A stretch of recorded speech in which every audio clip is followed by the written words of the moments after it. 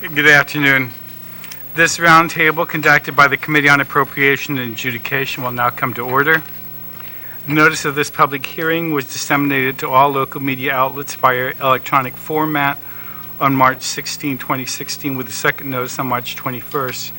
Notice of the hearing was also made known on the legislature's website. I want to thank everybody for coming this afternoon. When we sent out the notice for this hearing, the committee also sent out a copy of what we've dubbed as a proposed substitute version of Bill 2. What the proposed substitute version of Bill 2 is it takes Bill 2, and after we had the hearing on Bill 266, we polished up a couple of things, the cash balance plan and the Social Security sections. We added it together. The reason why I wanted to do that was I wanted to make sure that if and when we went to the floor and any amendments were going to be made, we would be able to say that all the amendments that were being made had had a public hearing. And I want to thank the Retirement Fund for getting its actuary to do the costing of the suggestions that the amendments that were being proposed. All of you received, it was also distributed with the proposed substitute bill, 2 letters from Milliman dated the 20th of March. One of them responded to a set of questions that I had asked the Retirement Fund to get a costing from the Milliman on the 11th of March, and then Milliman also sent a separate letter detailing the costing of issues that were raised in a March 16 letter. Everyone hopefully has had an opportunity to see those. We purposely sent it out in the hopes that people who were interested would look at it. I'm especially interested to hear from the administration, and I'm very happy that the nominee for Department of Administration is here. When I introduced Bill 2, and its predecessor, in September of 2016, it was a bill that had been transmitted to my office from the Retirement Fund. At that point, I thought that the administration was on board. No, 2014. Tony Bloss, who was the Director of Administration, was also on the board as a GovWam employee representative. It wasn't until later that I was able to discover or discern from his non-participation in the discussions that there may have been problems with the administration's support of it, and then he just stopped coming altogether. I was very disappointed with that because I really wanted the administration engaged in this, and I thought that they were engaged in this. I want to thank Ms. Belletto for finally coming back to the discussions this last time that we had the hearing. None of us had that much time, but I was hoping to at least get a sense from the administration how they felt about the proposed bill, substitute bill. I think the committee did a fairly good job of trying to include everything that was being proposed in 266. I'll have the author of 266, Senator Nicholas, address that. If he has any problems with the way that the language and the inclusion was in that, and maybe even David John, if we if we were faithful to the plan that you guys wanted, the cash balance plan, and how that's written in the bill, and whether or not there's some suggested amendments you want to the way that the language is written, I really would appreciate that. I mean, we tried as much as possible to make sure that it was going to comply with the Internal Revenue Code, and we thought that we captured the intent of these additional transitional plans. I understand that there is some issue as to the way the wording was done for the Social Security. We can clean that up. I'm more concerned about whether or not the cash balance plan or what is now being referred to as the Guam Retirement Security Plan is what the author, Senator St. Nicholas, had been proposing, and whether or not there were any things that we needed to do. But the costing was done. Everybody had a chance to review the issues that were sent to Milliman. Before it was sent to Milliman, I circulated it. And I thank, again, the Retirement Fund and Milliman for costing it for us and sending that back in a very timely fashion. So since we've discussed the hybrid plan many times before, I really would like at this point to hear from the two that were the ones that were the most vocal about proposing a cash balance plan, to address whether or not the bill captured what you guys wanted, or whether there was any amendments you needed, and then to hear from the administration as to whether or not any of this was and is acceptable, or what problems you have with it. You have the costing. I'm sure we'll hear about that. And so if I could just turn to the two, Senator Nicholas and David John, to see whether or not we captured what was being proposed as in addition to the hybrid plan as a transitional plan.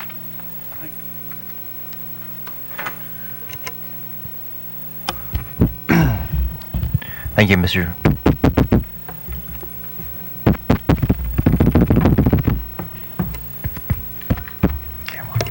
Thank you, Mr. Chairman.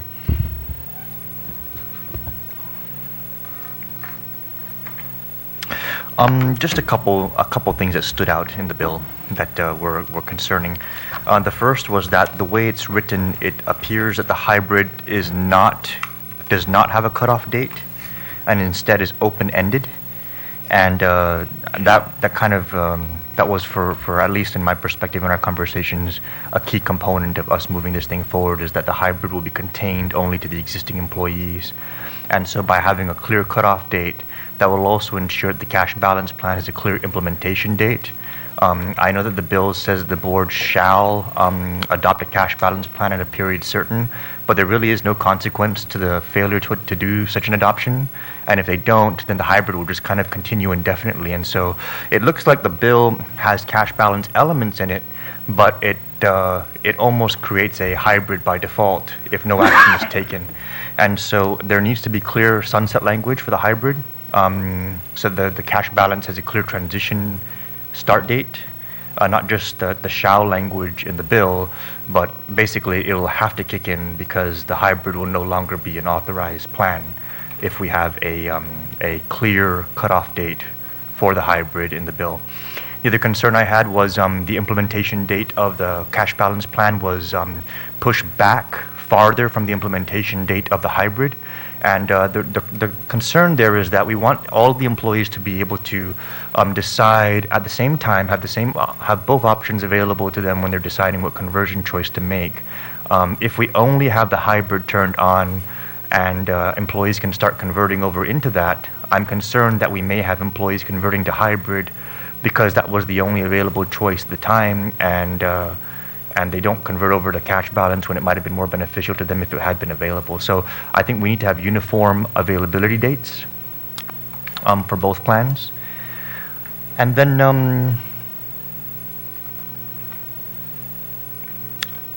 I need to get a closer look on the funding, because in the analysis, I was very excited to see that the analysis provided by Milliman indicated, and let me just reference that so I'm using accurate numbers. It indicated that on a worst case scenario, using exhibit, where are we here? Exhibit 2, that's, Which date? oh, I'm sorry, the March 20th? No, They're all March it's 20th. the bill number March 11th. Here's a March 11, March 16th. Okay, let me just make sure I open it up and I'm looking at the right page that I was analyzing earlier.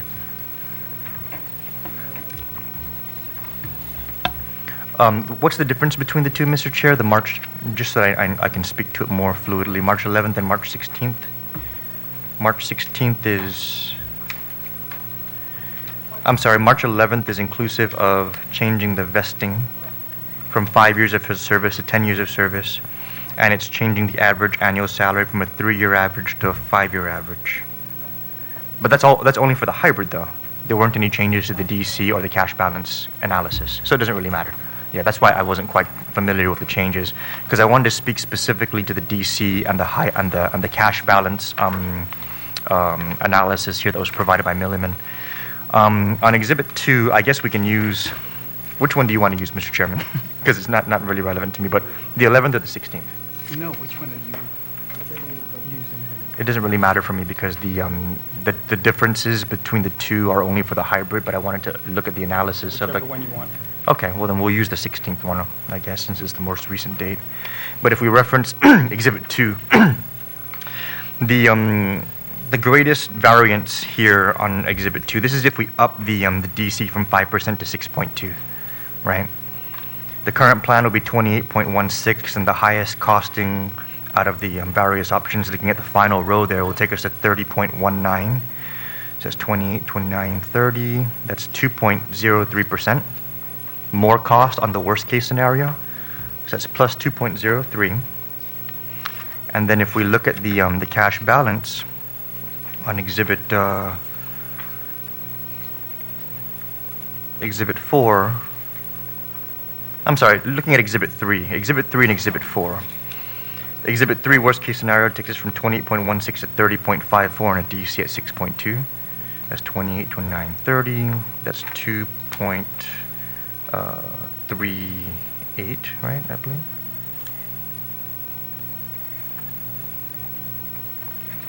And then if you look at the cash balance plan, also the greatest variance will take us from 28.16 to 30.85. So that's another 2+%. So we're looking at a total of 4% of additional cost to have a 6.2% match and a cash balance that has returns greater than 4% going into the 457. So my question was, if we were going to implement both of those, how would we fund that? Because I did not see, and correct me if I'm wrong, I did not see the reamortization language in the bill that would have been used to fund the additional cost of implementing the overall plan. Those are my three things. The cutoff date for the hybrid, the effective dates being uniform for the cash balance in the hybrid, and the funding, the reamortization, and the cleaning up of the Social Security language, but you've already covered that in your opening statement. We can handle the cutoff date and also the implementation. I thought we had the language for the amortization. I could have missed it. No, it wasn't. Oh, because the speaker came to see me today and he was concerned about that. Okay.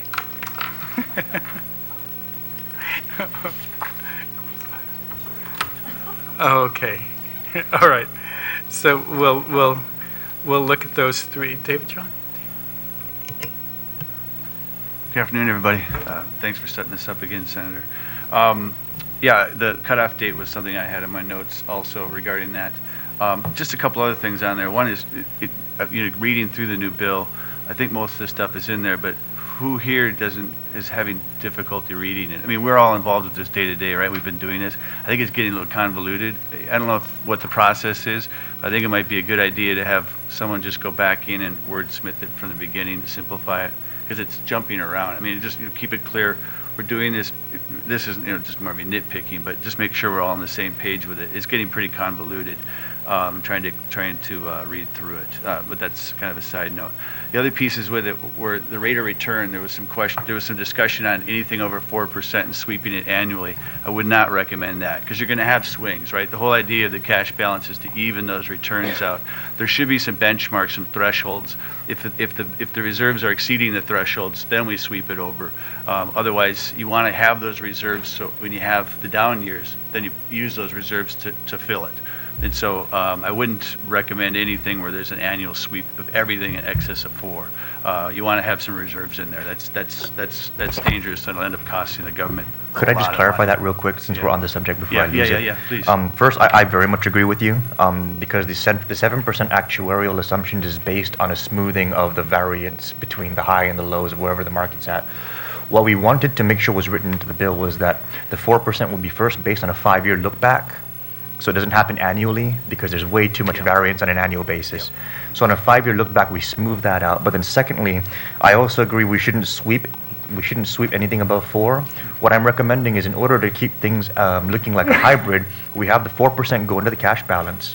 We sweep 1% above that into a 457 to create a hybrid component, but then that's it. Because if the actuarial assumptions are a rate of return of 7%, then that would give us a 2% cushion for us to be able to stay solvent. Yep. So I would be comfortable staying under the 7, because that's the actuarial assumption, even with the defined benefit. Stay under the 7, go for 4 on the cash balance, do a 1% sweep up to 5% into a 457 to create a hybrid component, and then leave the 2% variance up to the 7 for cushion. But definitely don't sweep everything over 4%. Thanks, David. The other thing is some feedback I've gotten. I've had a number of discussions with investment bankers and underwriters over the last couple of weeks, and they've caught wind of this and read through it and looked at it. And I know that we like to call this initial bill the hybrid bill, and you've heard me, call it what it is for the last year and a half. But really, is we've been told, in the discussions that I've been having with the underwriters, is what we're doing here actually, regardless of which exact format it comes out at. Oh, hi, Speaker. Sorry, I didn't see you come in. But whatever format it comes out at it's a good story, and I think that it's going to not necessarily even hurt what we're doing with our future borrowing, but it actually could help, because we're doing things that most jurisdictions aren't doing. That being said, they said we need to really make sure we have a really tight story on what we're doing, an honest story, one that's throwing the concerns out, the negatives out, the positives, how we're feeling them. And when you read it straight off the bat, it's a defined benefit plan with a 1% savings account. They're not the same plan document. They don't have the same investment matrix. They don't have the same administration, accounting, nothing. Is only thing that ties these two little pieces, this 1% savings account with the defined benefit, is this bill. And so it's somewhat I don't want to use the wrong words to insult anybody, but the problem with it is if your initial discussion as you go into this and you read it, and it's called hybrid, everybody thinks a hybrid in the industry is a cash balance plan. What we have is what it is, and there's a liability in this situation because we've underfunded it. Anyone who doesn't think there's a liability is kidding themselves, but just call it what it is. The plan that's there to cover the employees that have been shortfalled by this situation, it's a defined benefit plan. Call it a defined benefit plus, call it what it is. But calling it a hybrid plan, when you're going to have people look at this from the Moody's and S&P and whoever else, they're going to look at it and go, what are they trying to get through here? It's not. Should we have it and be honest about it and Yes. say defined benefit 1 and defined benefit Yeah. 2? Yeah. No, but defined benefit 1 being The old plan. this hybrid. Yeah. and defined benefit 2 being the cash balance. You could call it that Because- too, yeah. Because Yeah. cash balance is also a defined benefit. Yeah, exactly. But just so And- you know, understand this, and I'm not, from an industry standpoint, the reason they Yeah. call cash balance hybrid is it's a single plan. The plan document's a single cohesive plan that implements pieces of a DC and a DB into a single plan. It's one plan with DB and DC components in it. And that's why they call it hybrid. Traditional DB plans, which is what the other plan is, it's a traditional DB plan on its own. It has a 1% saving metric to it, but the 1% savings component does not tie into any retirement calculations. It's just there to add savings, which is a good thing. Don't get me wrong. I'm not trashing the plan. I'm just saying is call it what it is. It's easier for the community to understand it. The underwriters, when they're looking at it, the S&Ps, the Moody's of the world aren't going to look at this and say, what are they trying to get past us? You say hybrid plan, everybody thinks of it as, I see Mr. Camacho down there might make a comment, but I see when they look at the hybrid programs, you call it that, people immediately think cash balance. But I'll stop to Vince for a second. That's not true. And if you read the bill the way it was crafted originally, there's one DB plan. It's the hybrid component gets built into Article 1. And that's why the reference on the hybrid side, on the DB side of the hybrid bill, references Article 1. Because it sort of works as one DB plan. And you do have plans out there that are DB and hybrid that are not necessarily under one plan document because the plan provisions are different.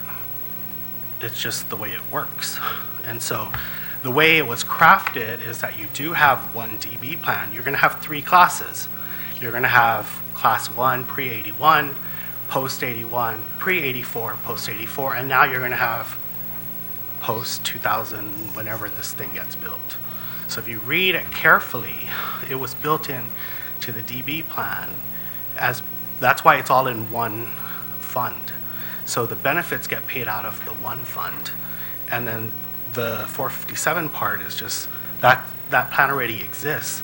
So we basically took 2 plans that exist and created a third plan, a hybrid plan, which is a hybrid of existing plans. So that's how it was crafted. And so we're not reinventing the wheel, creating another plan document, because the plan document for the 457 exists. The plan document, the statute and Article 1 exist already. We're not creating anything new. We're basically saying anyone who starts after this date qualifies for this benefit under the DB and qualifies for this benefit under the 457. It's pretty clear. So why do we call it the DB 2016? Well, I mean, you look at things and you look at upside or downside of making a decision, right? You need to do what you need to do. It's not the end of the world one way or the other. But upside, downside of this, what's the downside of calling it a DB plan with a 1% savings account? Nothing. What's the downside of it, of misleading people from the outside when they look at something, they think hybrid, they're thinking cash balance, they dive into this, they say, wait a minute. That's not what we were thinking about. Let's look, now we got to look at every little thing in this because we're not, I mean, the feedback was that's not a hybrid plan. I when don't was know that talking to much people. about retirement, but I do you want to realize sit? hybrid Do you was- need to sit down with everybody every time and explain it? I mean, if you call it what it is it's a DB plan, and there's nothing wrong with that. I mean, if everybody believes that there's nothing wrong with the DB plan, then why are we calling it a hybrid plan? Which is when people in our industry think of hybrid plans, and I can tell you that's the truth, is they think of cash balance plans. They don't think of a DB plan with a 1% savings account. There's nothing wrong with it. It's true what Vince said. When you take in 2 plans, you're merging them together. It's a hybrid plan. Because you're taking components of 2 pieces and putting them together. But people in the industry, when they think hybrid plan, they think cash balance plan. It's if you want to run the risk that it's going to mislead people, then we can do that, and hopefully it doesn't. I'm not telling you it's going to, but I can tell you the initial discussions with people when they received the bill and they looked at it, they said this is a defined benefit plan. I said yes, I know. In my education of it, why didn't somebody just tell me, let's call it the hybrid plan because it's a cash balance plan? No, I mean, your cash balance that you were proposing, Yeah. why didn't you just tell me to call it a hybrid plan rather than a cash balance plan? And Because why the weren't we hybrid plan was upfront being about- used already, and I didn't think, I've said it before, but people have called it that, and it's what it was called in the original bill, and just thinking it's my thought process, but the more I've been talking to different bankers over the last couple of weeks, I'm more adamant about it now because the same feedback from them. And so you don't need to listen to me on this, but I'm telling you, it's a defined benefit plan with a 1% savings account. Call it that. There's nothing wrong with it. I'm not criticizing And we'll the change the plan. cash balance plan to defined benefit plan too. You could call it that too. It certainly. And No, I mean, but if we're going to be honest about it, yes, it you is a could, defined benefit plan. certainly. There's component. It falls under. But you understand it falls under the component of a DB plan. But the reason they call it cash balance, a hybrid plan, as a name for it, is inside the actual plan. It has both components of a DB and a DC in the plan, in everything you're doing. They're not two separate plans that you pasted together. It's a single plan that has a component which is DC and a DB. But since it has a liability component attached to it, it falls. You have to fall under one, right? I mean, you can't say it's we're going to sit in the middle. You got to fall under one. It falls into DB because there is a liability attached to it for the government on the investment side. So yes, it is. And that's the truth. And I'm not criticizing DB over DC. I've said that from day one. My issues with DB, you know what they are, is that the traditional DB plans, they bring in the mortality risks, and they bring in the political risks, and they bring in everything else, and we haven't had a good experience with it. Think about it, people. We've contributed 20% of our total tax base for the last 10 years to a plan that hasn't brought in a new employee in 20 years, and we're still only 50% funded. I mean, that's a different plan than a hybrid plan. You want to call it a defined benefit also? That certainly can, because that's what it is. It falls under a defined benefit plan. But it's not a traditional defined benefit plan. It has a very finite liability attached to it. So, I mean, it's a much different thing. But when you say hybrid plan in the industry, people gravitate. They think immediately cash balance plan. So that's feedback I got. So I don't want to hold it up on that, but I would really asked to think that thing through. It's not changing the plan. It's a defined benefit plan plus 1% savings, but I think it's easier for people to grasp on. It's telling it more like it is. So I mean, but that's just some feedback I got. One of the things I'm not sure from a clarification standpoint, if an employee took a distribution from the DC plan along the way, or multiple distributions, right? And they want to move into the hybrid plan, how do they do that? I was just not clear about that. Do they have to pay back what they took out? Turn on the mic.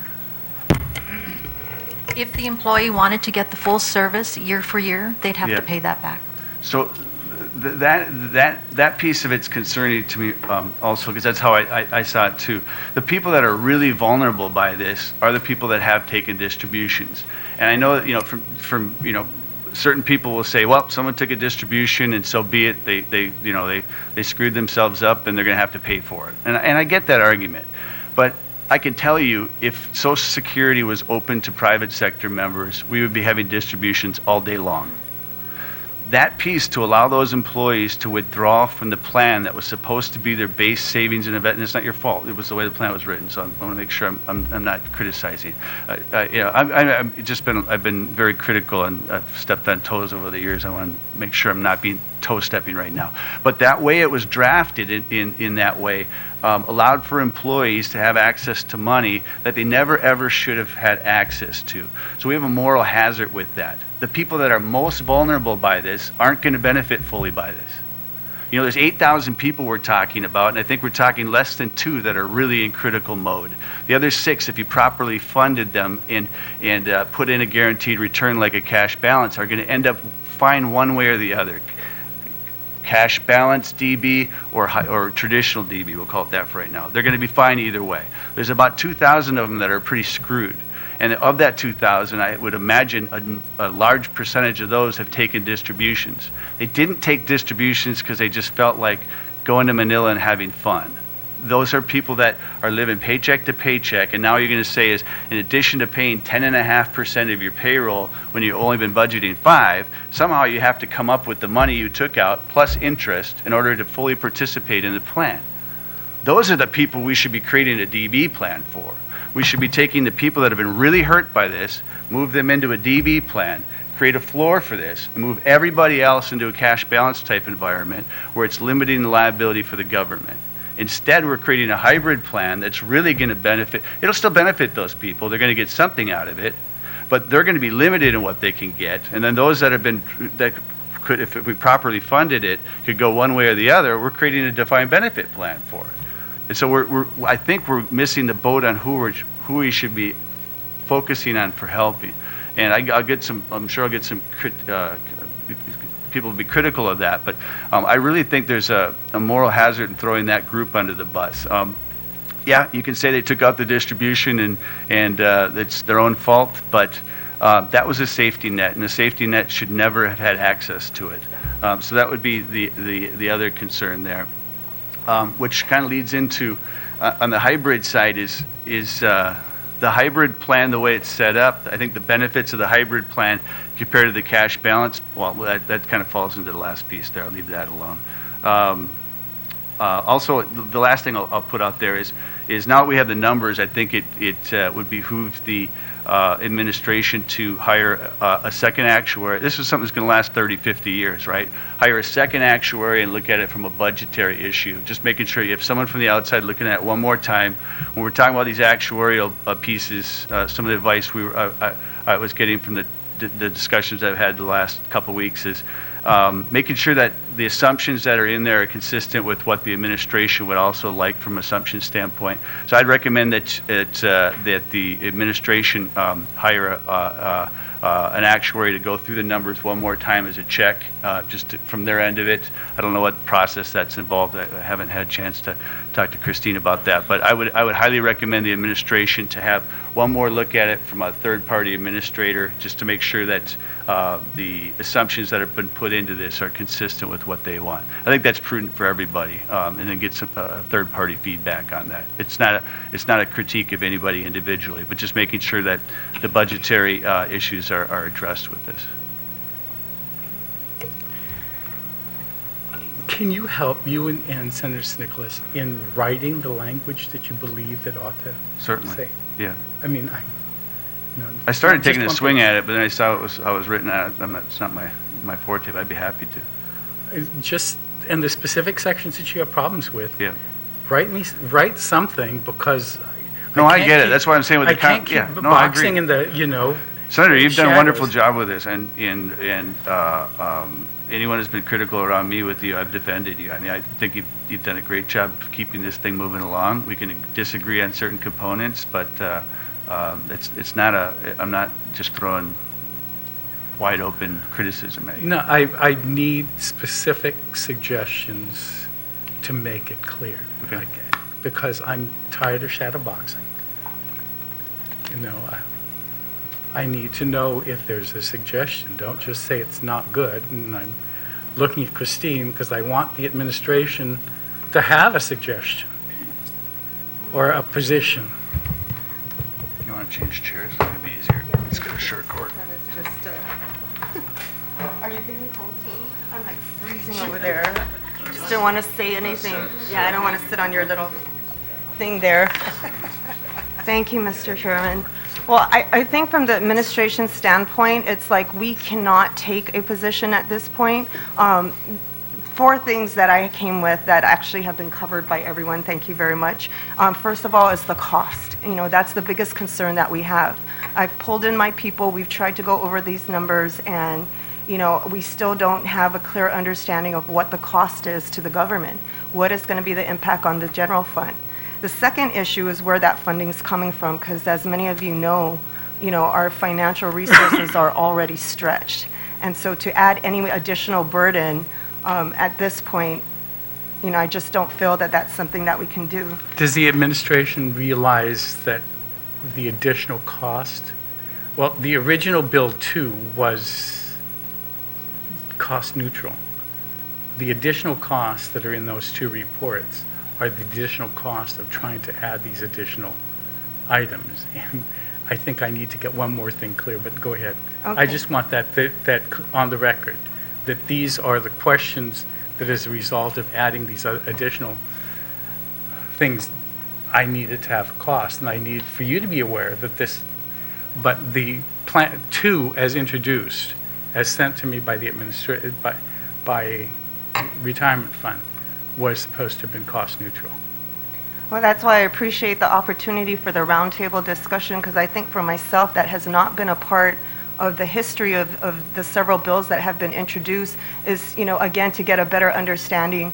But that was, the other thing was, wanting to request for the expertise to help us understand what that impact is. And I don't know the process for, asking for actuarial review, but I understand that we just can't do that, and we needed to come and ask if we can get funding to hire our own expert to take a look at these numbers and be able to relate to us, with confidence what the cost will be.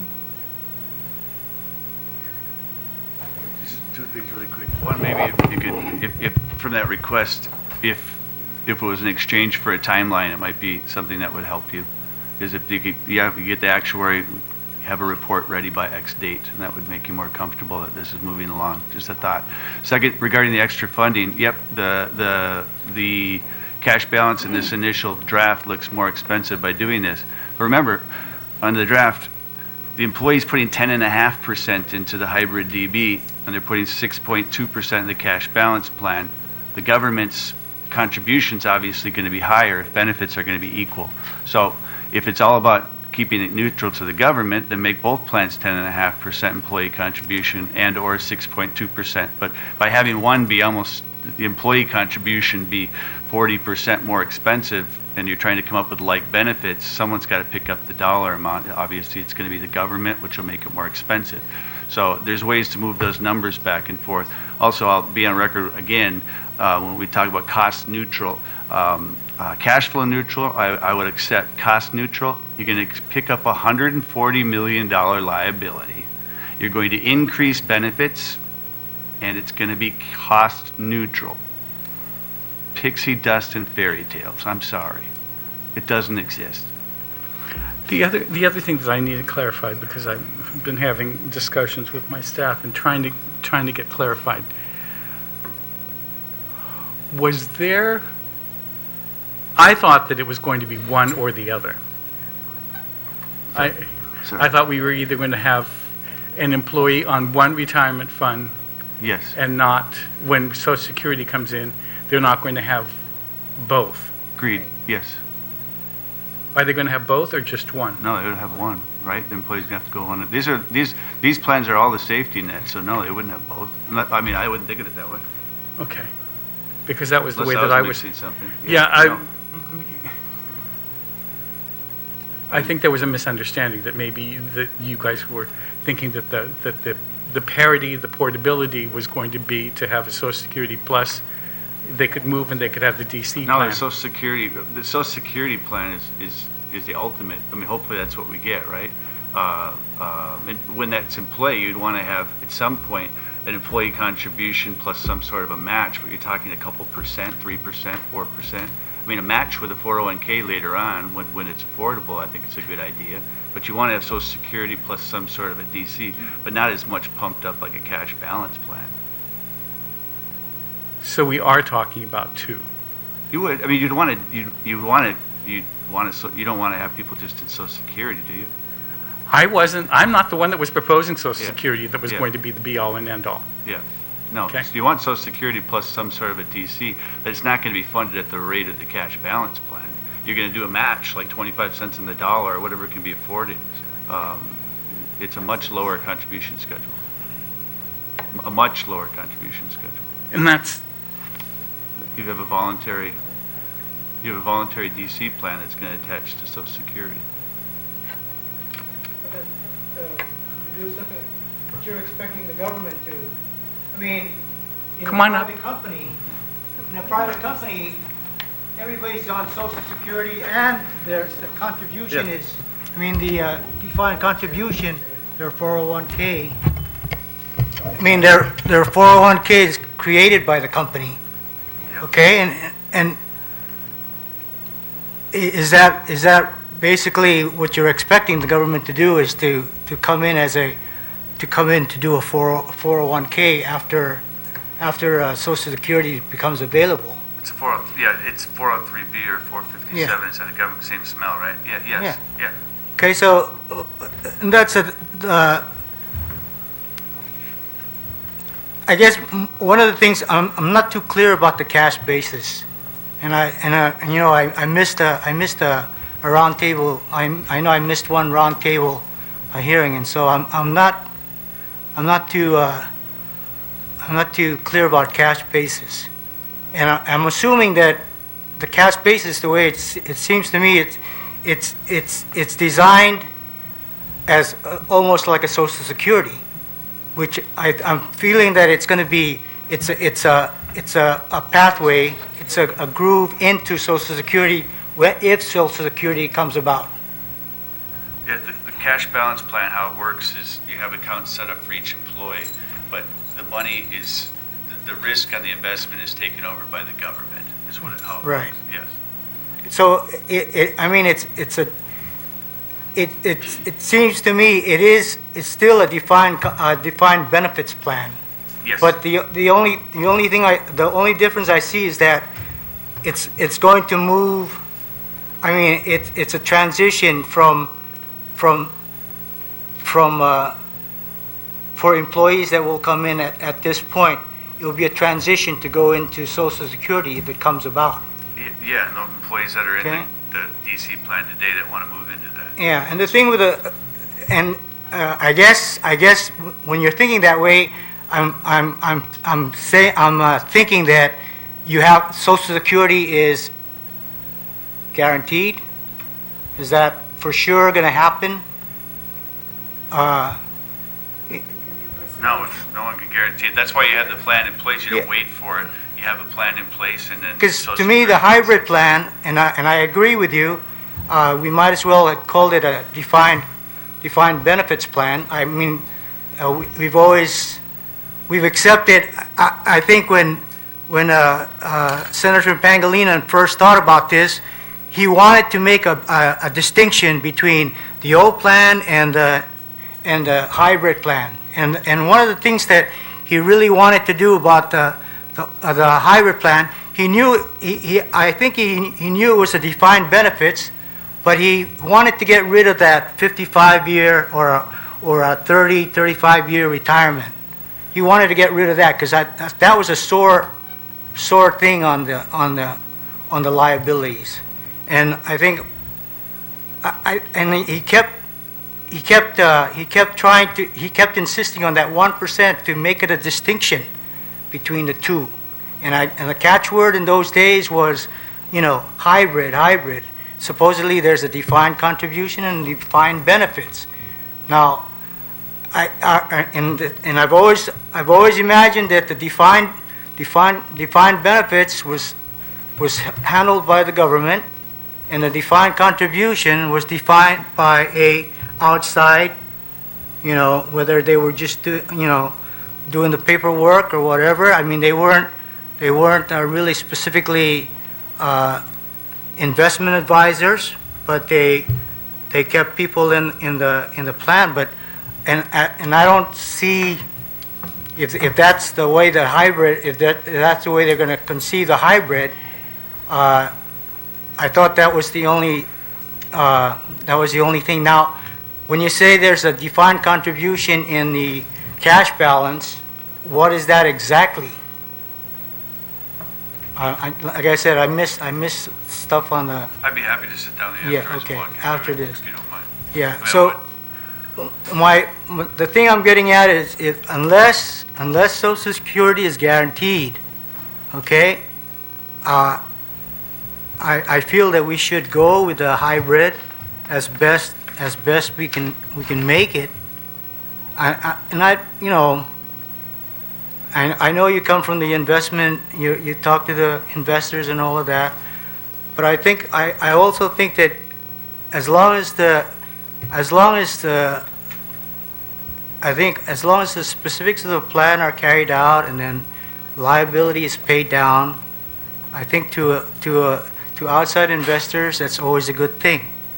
I think, and I think the government, when we say my idea, what I thought, you were saying, the retirement fund was saying that it was cost neutral, is that right now the government is paying close to 30%, and that's something that's mandated, okay? And so I think that that's mandated, so it's like they're paying their mortgage and they're paying it consistently. So in terms of investment, that to me to investors, that doesn't seem to me to be a problem.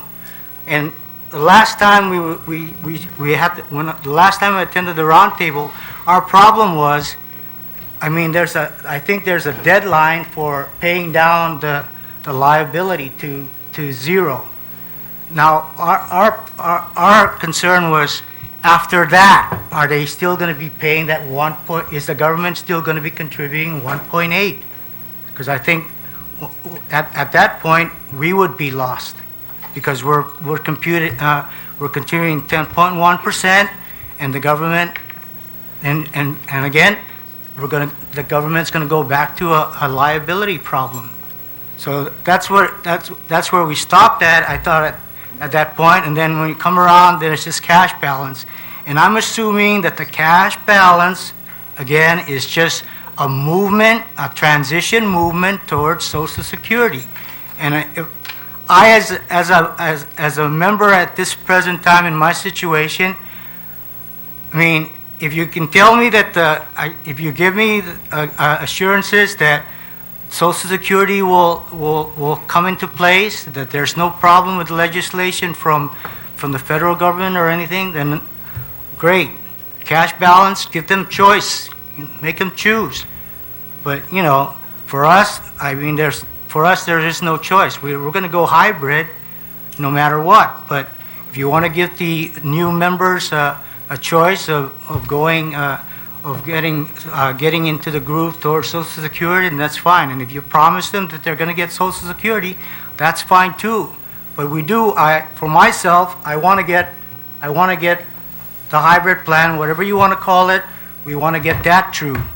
And for me too, there are some fine points on the hybrid plan that really, like the 1.75%. I mean, realistically, we want to do something about that. We all joke about it, 49 years to retire and stuff like that, at 65 to get 85%. We laughed at it, but again, that's one of the things that Senator Pangilinan was trying to do. He was really trying to distinguish or really separate make a real distinction between the old plan and the hybrid. He wanted to make sure there's no easy early retirement. He wanted to make sure that, it came down to looking at 2% and at 2% and at 2.5%. He was looking at that and saying, if we offer 2%, 2.5, there's no distinction. So he went with a number 1.75, but it just doesn't make sense. I think if we throw out the early retirement part of the old plan, and put it into and put that in the hybrid, I think that I don't want what Mr. David John was saying is there is really I think Senator Pangilinan was really trying to make a distinction, but the distinction in the sense of really making sure that some of the benefits that were given to the old plan does not repeated in the new plan. And he just wouldn't. I don't think he did that. He made the distinctions in the wording itself, and used the two different words for the different plans. Okay, but and I'd honor that. To me, verbiage is verbiage, and I think if outside investors want to come in and look at the stuff, yes, we'll take time to explain it. I think that it's worth it. But I also know that intelligent investors will see through it. all they need to do is look at the historical. Is the government paying are they making their payments? Is the liability going down? I mean, are people retiring, and are they getting their retirement? The promises made by the government, are those done? So, you know, I think any outside investor will do due diligence. Okay, so I don't think that that's a problem, but the problem I have is just we need to, number one, get it through, and I think like I said, and I've tried to I've put some points down to Ms. Santos, Ms. Leon Guerrero about this, is that there's still some stuff about the hybrid plan that I think, like the 1.75, I think that we really need to clarify that.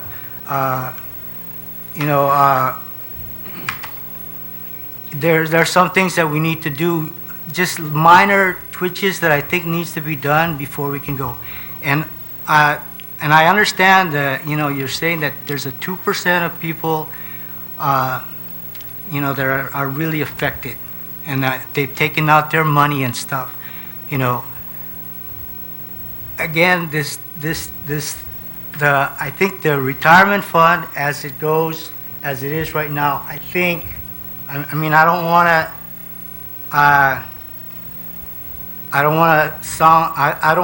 hope I'm not oversimplifying, but I think the retirement fund can absorb.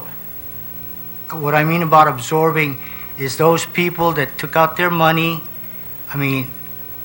put it in an upfront cost and get it through, and let the government pay their 30% or whatever and get this down the line. Okay? And when that date, when the retirement fund, when the government has supposedly has paid off all its liability, I think there needs to be a really defined idea of how much the government is going to contribute, so this thing won't happen again. I think that's the concern coming from the administration, because the initial estimate was 100 million additional unfunded liability. If we keep our contribution at 29%, and we're looking to add, if I'm reading this correctly, 141 to 152 million to our already 1.4 billion unfunded liability, how is that possible to keep that timeline and keep that same percentage of contribution? Right? So if we're only contributing 29%, and we need to pay it off by 2031. That's right. How is that possible if we're adding on this much liability? All right. So, in relative terms, 140 million that you talk about is about the amount of money that we made a couple years ago in investment returns, because we have a corpus of 1.6, 1.7 billion. So the number, although it sounds big on its own, in relative terms against a $1.7 billion total assets is not that big. But the schedule that we ran includes that, and it shows how it will be amortized. And what happens really, the general concept is that, so I'm not going to try to complicate this. I'll try to keep this as simple as possible. But if you think about the plan as it opens up in the hybrid, you'll have more people come in. So you'll have more people contributing. So the dollar amount of contributions will go up. So the amount that gets added on, currently the reason why it's so large and seems so overwhelming is that the plan is closed, right? So you don't have new people coming in. All you do have really are people retiring. And so the number of people contributing as active employees, that number continues to shrink. The reason why the impact, once it opens, isn't so large is because you have new people coming in and larger contribution rates. And so the investment returns are guaranteed? Never. So I guess that's the concern. So what happens to the government if the returns are not where they need to be? Then it's going to fall back on the administration to come up with the funding out of the general fund. Absolutely. Correct? But that hypothetical exists with whatever investment or retirement plans design scheme you decide on, cash balance included. There's just no way you can guarantee. You can put it with me, up to 250,000, I can guarantee you a rate, but you're only going to get, less than 1%. There just is no guarantee on an investment. And you're right, the employer will be the entity to pick up the difference. May I just Go ahead, clarify please. one comment? Please, that- turn on the mic. May I just clarify one comment, just to clarify? Because the DC members are already contributing to the unfunded liability, yes, based on the salary at the 21%. Okay, because remember, everyone is paying 29% or 28% now. 5% goes against the DC match. The rest of their salary, but it's based on base salary. The 23% at this point goes into the DB pot to help amortize. What Jerry is referring to is that the 5% now, that is the match, will now go into the pot.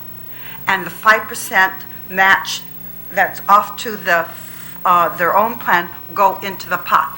And then the contribution rate of the employee goes from 5% to 9 or 10%. So we're still getting the 21% is where I'm coming from, okay? But then you're going to get the additional 5%, and the increased 5% from the employee share. So that's what he meant, because we're already paying from the DC members the 21%. It's not that they're taking it out of their paycheck. Right. It's the general fund that's paying that. That's correct. Because I Yeah. keep getting calls from people saying, is it costing me? And I Yeah. keep saying, no, you weren't It being. will cost them in that increased contribution from 5%. Well, yes, Yeah, for the yeah. contributions. Yeah. But Their the employee- but the 28% is actually being paid from the general fund. Correct. They're not getting paid 130,000, Right. subtracting the 30,000 to pay it, so they can take them 100. They're getting 100, and the government is paying the 30,000 from, but it's not their salary that's being deducted. It's a funding mechanism. Yes, it's a funding mechanism, and that's the thing that I'm trying to get everyone to understand, is that all of these costs will add to that. And though it seems like 2% is little, when you look at it, it goes from 12 to 13 to 15, whatever. It's still going up, but that we have the costing here, and the issue is, what are we going to do now? You had it right, Mr. Murphy, that your understanding is much better than mine, but you're straight up. May I make a comment about the costing? And first of all, I do want to thank you, Vice Speaker, and the committee for continuing this conversation, these roundtables, because it is a very important issue. We have 8,000 employees who are going to be affected, or right now who are adversely affected. So we're headed in the right direction. And as often said, the 80% is always the easiest part. It's that last 10% that takes up 80% of the time. And this is where we are. If we were to look at the letter from Milliman, Exhibit 1 is the original plan. And that's at 28.16. And that's where it's so-called devised to be cost neutral. Christine, to answer your concern. Yes, I understand the concern that David John has raised. When we are increasing the unfunded liability, how come the cost is not increasing? And that's because of what I just said here. You're going to get the additional 5% that was going to the separate plan. You're going to get the additional 5% from the government's share, and then you're going to get the additional 5% or 4%. I don't remember if the employee contribution now will go up to 9 or 10%. That's the part I wasn't quite I think clear. it's 9.5, right, Okay. from the employee, and then the 1% goes Yeah. into the cash balance. So that's Or the in effect almost 457. 15% more that's going into the pot, in addition to the current amounts already. So 15% more that had been going to elsewhere is coming in. So that's how this is designed to be cost neutral. And going back to what Lena had said, every 1% increase in the plan, and all the exhibits, Exhibit 2, 3, 4, and 5 all start off with the same number, 29.10%, 29.10%, 20 at 100% transfer. That's almost 1%. That's, from 28.16 to 29. So for rounding purposes, let me just take a little bit of liberty. 1% increase is a $5 million cost to the government of Guam. So that's the concern. Where is this 1% going to come from? Where is it going to come from? We are, cash is king. What I've been saying at every meeting, cash is king, and we are a pauper prince, okay? Because we have no cash, all right? At the rate we are going now, we used to be 30%. We are headed in the right direction. We're going down, and that's the direction we want to go down. Because right now, even though the fund this year had a very, a modest return, barely 1%, the cumulative average is over 7%. So we're, because of all the smoothings and things that we had. Assuming, and this is where it's going to be, if this comes into play and the actuary is going to come in to decide what the next year's contribution rate is going, let's hope that it still continues, even by 10 basis points or 15, but at least we are headed in the direction. Now let me make a comment about the concern having a different evaluation. I think that is the prudent thing to do, because when we were trying to determine the unfunded liabilities for all of the agencies, Milliman had to revise his actuary report 3 times. The latest was January 20th before we could even issue the audit report. 3 different times, because we had the auditors from EY, we had the auditors from Deloitte, all had various issues regarding the report. So, and unfortunately, it was piecemealed until finally we had to have a conference call with all the actuaries present, okay, to discuss the number. And finally, we agreed to, this is the report, and that was the January 20th report, so that we could issue the audit. So I think it is a prudent thing to have possibly engage another actuary, just to, to ensure that this does, as was said, cost neutral. Because everything else, and I appreciate the concerns that Senator Sir Nicholas and David John have all issued, that yes, we want to, but they come at a cost. They come at a cost. We already have a $60 million cash deficit from 2014. More than likely, that deficit is going to increase in 2015. We are now in 2016, okay? And of course, unfortunately, we don't know what is going to happen until a year from now. But more than likely, because the last 20 plus years, Gov Guam as a whole has continued to spend more than what it has taken in. So I can make a safe bet that 2015 will end up in a deficit, okay? Anywhere from 0 to 50, anywhere from 0 to 50. Let's split the difference at 25. 60 plus 25 is $85 million. That's why, Senator, tax returns have not been paid, because that's real cash, and we are a pauper prince. Cash is king, and we have no cash. So anything that we do, we need to be prudent and come to a plan that is not going to cost the government more, but yet give 8,000 employees some hope of having a rational, a decent retirement when it is time. That's all I have to say. Can I just add one more thing on that? We keep talking cost neutral. You go back, and I'm sure it's the same thing that was being told to your father when they were dealing with this the first time around. Should we go with Social Security, or should we start our own defined benefit plan? I'm sure that the people in the room were no dummies. They looked at it and said, it's cost neutral. It's going to be less expensive for us to go with the DB plan than to tap into the U.S. Social Security system. Now think about it. Social Security costs 6.5% That's what the contribution, that formula costs from the government standpoint. We are now putting 30% minus the 5 for those that are DC members, but 20% of all tax revenue is going into a mechanism to pay off the debt for people that aren't even working under a plan that probably was being pitched as cost neutral. Do we really want to go back into that environment? I think just for historical purposes, and I think Joe T. made it clear, I don't think the first or second legislature that adopted thought about it as cost neutral.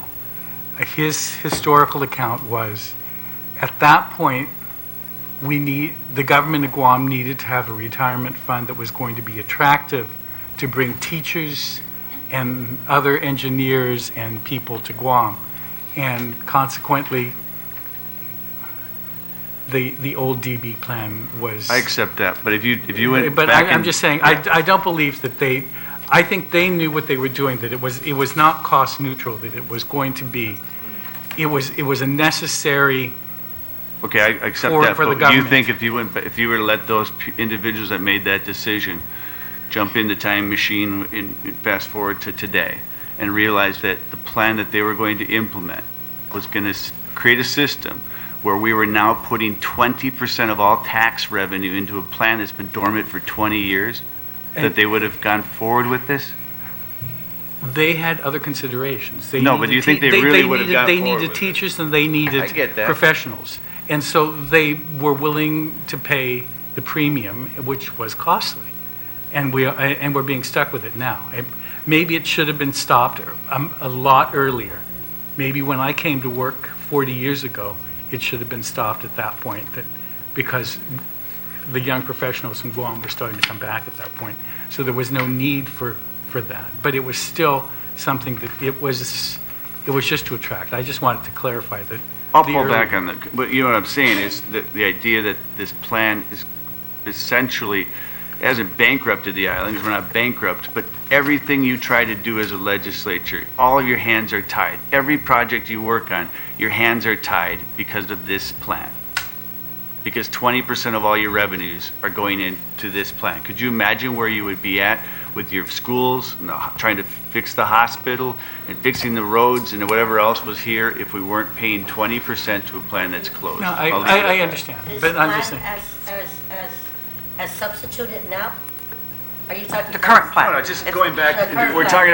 talking about this idea that this thing's going to be cost neutral going forward. Yeah. And I think it's a huge assumption considering what DB plans have done to communities and corporations and industries. Think of any industry tied to DBs: automobiles, steel, airlines, and what they've gone through. Think of any city, Detroit. I mean, think the cities, the states.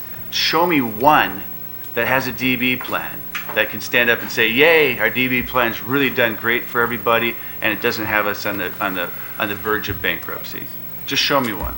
And I think California has a very good one. No, California has a no, big I wouldn't say- unfunded liability. Sorry. Yeah, theirs is on. That's a bad Major. example. of Mr. Murphy. I mean, I'm sure there are out there. That's a dumb thing for me to say, because I'm sure someone could pull somebody I'm up. sure there California- are, and then- CalPERS is Yeah. CalPERS is not in a good shape.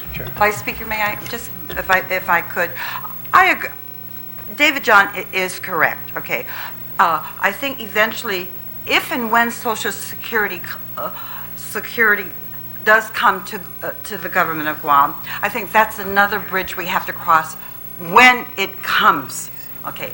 But for us anticipating when that day will be, it's really hard to discern. You know, at the end of the day, probably what should happen is Social Security plus whatever with contributions, and that will cycle into a whole new debate. But going back to the other concern I wanted to raise, you know, I had been an opponent of tying down the amortization until I went to a seminar one time, and this actuary said to me, "What about Gov Guam and our unfunded liability?" And what he said to me was, you have a plan. Your plan is you're going to amortize this by 2031 now. That's less, 2031 is less than a high school graduation for a new kid today. That's literally around the corner. 30 years ago, 2031 was beyond me. This is around the corner. We're making progress. We are not going up. And while it is basis points progress, in time we will get there. So let me add, I am not a proponent of extending the amortization period. And that's the other concern that was raised about this. We are headed downward. And to answer your concern, hopefully in 5 to 10 years, we will be more at a reasonable rate. What Milliman has said is that we are not the highest, but we are among the highest. Okay, there are other communities paying more than what we are paying, but we are among the highest.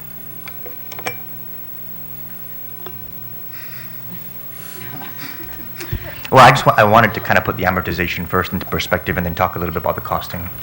As we work to try and find a compromise, we're going to be able to get the support that we need to pass this. We need to understand that a lot of time and amortization has been passing. 2 years ago, we had this proposal in front of us, and if we had passed it 2 years ago, the amortization rate would have been what we're proposing it would be now if we re-amortize for 2 years. So if we delay further, the amortization period will of course decline as we get closer to 2031. But if we don't have a solution adopted, then we would have amortized another 2 years away without a solution on the table. And so as we discuss the idea of re-amortizing for the benefit of the members, we're not benefiting the government, we're benefiting the members of the re-amortization. Re-amortizing for 2 more years just takes us back to where this entire conversation started 2 years ago. That's what it does. It puts us back 2 years ago by adding back the amortization that was discounted over that 2-year period. So, looking at the costing, what exactly are we talking about in terms of cost? And so before I got into the calculations, Mr. Chairman, I just wanted to clarify, your bill that you have here, your substitute version, is that based on the March 11 or the March 16? The alternative analysis request on Bill 2? The 16. The 16. But okay. it includes all the questions or the issues that you wanted in it. If I could have just done 2 the way that it was, you guys could figure this out in the 38th Guam legislature to figure out what you're going to do with Social Security. But right now we're trying to figure out a transition when we could have just had the DB new. I like that. So and just or 1.75, which we might as well be honest about. We would DB 1.75. Well, the key difference is between the hybrid risk and the cash balance risk, especially if we do a cash balance without a sweep of anything over 4%, is that if the actuarial assumption is a 7% rate of return and the cash balance is only guaranteeing a 4% rate of return, then we're for sure going to come under by 3%. Versus the hybrid assumptions that are assuming a 7% rate of return, we're flirting with the edge every single year. Also, with the cash balance having a 5-year look back, we smooth over that 4% versus having a 7-year anticipated rate of return and dealing with annual volatility. So the cash balance creates a whole new level of safety. It doesn't completely ameliorate the unfunded liability risk, but it takes us down 3 percentage points from the 7% edge, and it smooths it over a 5-year look back. So incorporating having a cutoff date for the hybrid and an implementation date for the cash balance will put us one step closer or one step further away from the unfunded liability risk that is, for me, so concerning with the hybrid being the only plan on the table. That being said, what's it going to cost us to do that? Okay? And that's the conversation I wanted to have now. If we look at Exhibit 5, this is the cost of the cash balance plan with no sweep of anything above 4% into the 457. The highest possible cost it's going to come in at is 3.54%. I'm sorry, 30.54% down there on the bottom, right? That's the cash balance plan with modifications. And then if we go back to Exhibit 2, That's the 100% over age 50 transfer. So if we go to Exhibit 2, which is just Bill 2 with modifications, no changes, just the hybrid, and we look at the age 50 transfer, that's 29.97. And so to find the true cost of the hybrid comparing apples to the true cost of the cash balance without the sweep provision comparing apples to apples, we take 30.54 and we less it from 29.97. And so how much is a cash balance plan going to cost us? 30.54 minus 29.97 equals 0.5%, 0.57 of additional cost to have a hybrid, to take us back 3 percentages away from having to get at that 7% every single year, and to give us a cash balance option that has a lower unfunded liability risk than the hybrid that's going to be looking for a 7% rate of return on an annualized basis versus a 4% rate of return over a 5-year smoothing basis. And if you wanted to remove that, Senator, you increase the employee contribution to 9.5%, and it's gone. Well, on the cash balance, it's only 6.2. Yeah, I know, and the proposed DB plan is 9.5. So, I mean, if you took and raised the employee contribution, I'm not advocating that, but if you did, that wipes out the additional cost. Right. And so an option we probably should put on the table is, because I know we have also here a costing of increasing the DC to 6.2. And that, if we analyze the true cost of that, because we only have 57 basis points here, I mean, that's not even 6 months of reamortization. If we look at where was I here? Exhibit 3. Using the same thing, we find the highest possible cost is 30.54. 30.54 minus, and then we look for the, at 30.54 was the 100% 50 and over, apples to apples, again 29.97 minus 29.97, and we're looking at, again, interestingly, 0.57%. And the reason why is because the 6.2 is equal to the cash balance contribution rate. So we're looking at, if we did both, no matter where the employee went, whether it was cash balance or stayed in DC, you're only looking at a 57 basis point increase in cost on the worst case scenario. Now that worst case scenario, right, apples to apples is 57 basis points more than just the hybrid. But the hybrid in the worst case scenario is still higher than the current plan. So we're talking about then is 30.54, which is the hybrid, 54, minus 28.16. Apples to apples. Where are you getting the 30.54 for the hybrid? The hybrid, 100%. Over age 50. That was your- I'm sorry. Let's go with Exhibit 2. Okay. Exhibit 2, 100% age 50 is 29.97 minus 28.16. It equals 1.81%. So apples to apples, the most expensive plan that we're looking at here is the hybrid plan. So if we're talking about cost, if we're talking about the hybrid plan is going to cost us 1.81% more on the worst case scenario. The cash balance will cost us 57 basis points more. So the sure. If you're going to subtract 29. Can you turn your mic? Thanks.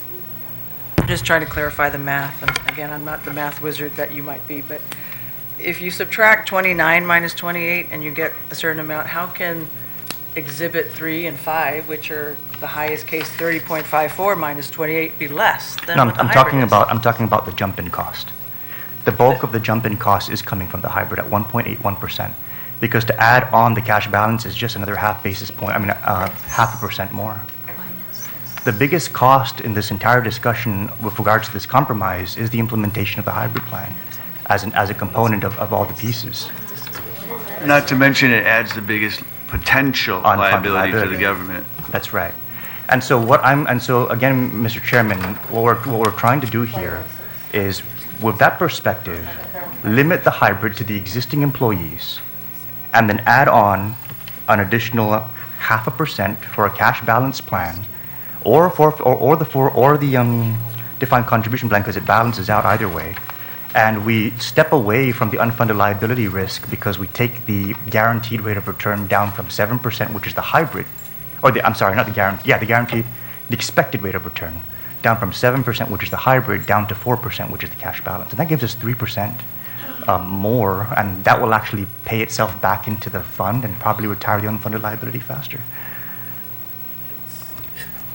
Remember the assumptions. Remember the assumptions. The assumptions in the hybrid. Then it falls back on the government. Right. Well, both Any plans, year both that plans you- will, Yeah, yeah. any year that you don't meet that. Could you sound that? I'm sorry. So basically, any year that we don't meet that rate of return falls back on the government, and that's the concern. If we don't have the funding available now, and we're saying the contribution's not going to increase, there's no other recourse but to increase that contribution. But the cash balance will only have a 4% guaranteed rate of return. So if the actuaries are saying we're going to be able to get 7 for the hybrid, then that means they should be able to get 7 for a cash balance, which means that we're going to have an additional 3 to plow back in to pay down the unfunded, if we have a cash balance going forward. Just strictly from a cost perspective, in terms of being able to plow back in rates of return back into paying down the unfunded liability, the cash balance may have a higher initial cost, but it has a lower carrying cost because the rate of return only needs to be 4% versus the 7. So the hybrid needs a 7% rate of return in order to pay out the benefits that it's guaranteeing. You can't compare the two because under the cash balance plan, you're only guaranteed a lump sum. You're not guaranteed a floor benefit or an annuity. For the And rest so of your if the earnings and the contributions, you can't compare the two. Actually, you can. And No, you can't. let me explain. Because the benefits are different. Let me explain. That's why I'm trying to explain that apples to apples, the two plans are not the same because under the DB hybrid, you're guaranteeing 1.75% for every year that you put in. Right. Cash balance, you're guaranteeing the government put in a fixed amount plus a rate of return. Who knows when that person is going to retire, die, whatever, and what that annuity rate is going to be. You're not guaranteeing the same benefit, so you cannot say compare the cost because when you look at what you need to compare is the benefits.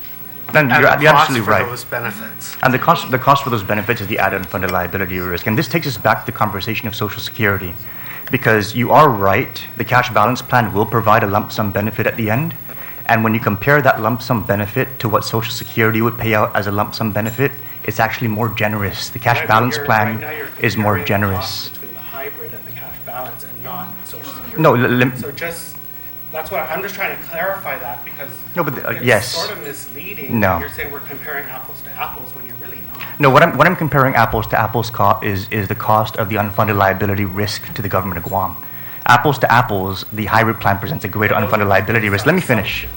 The hybrid plan will present a greater unfunded liability risk. However, it does so providing a more generous benefit to the members.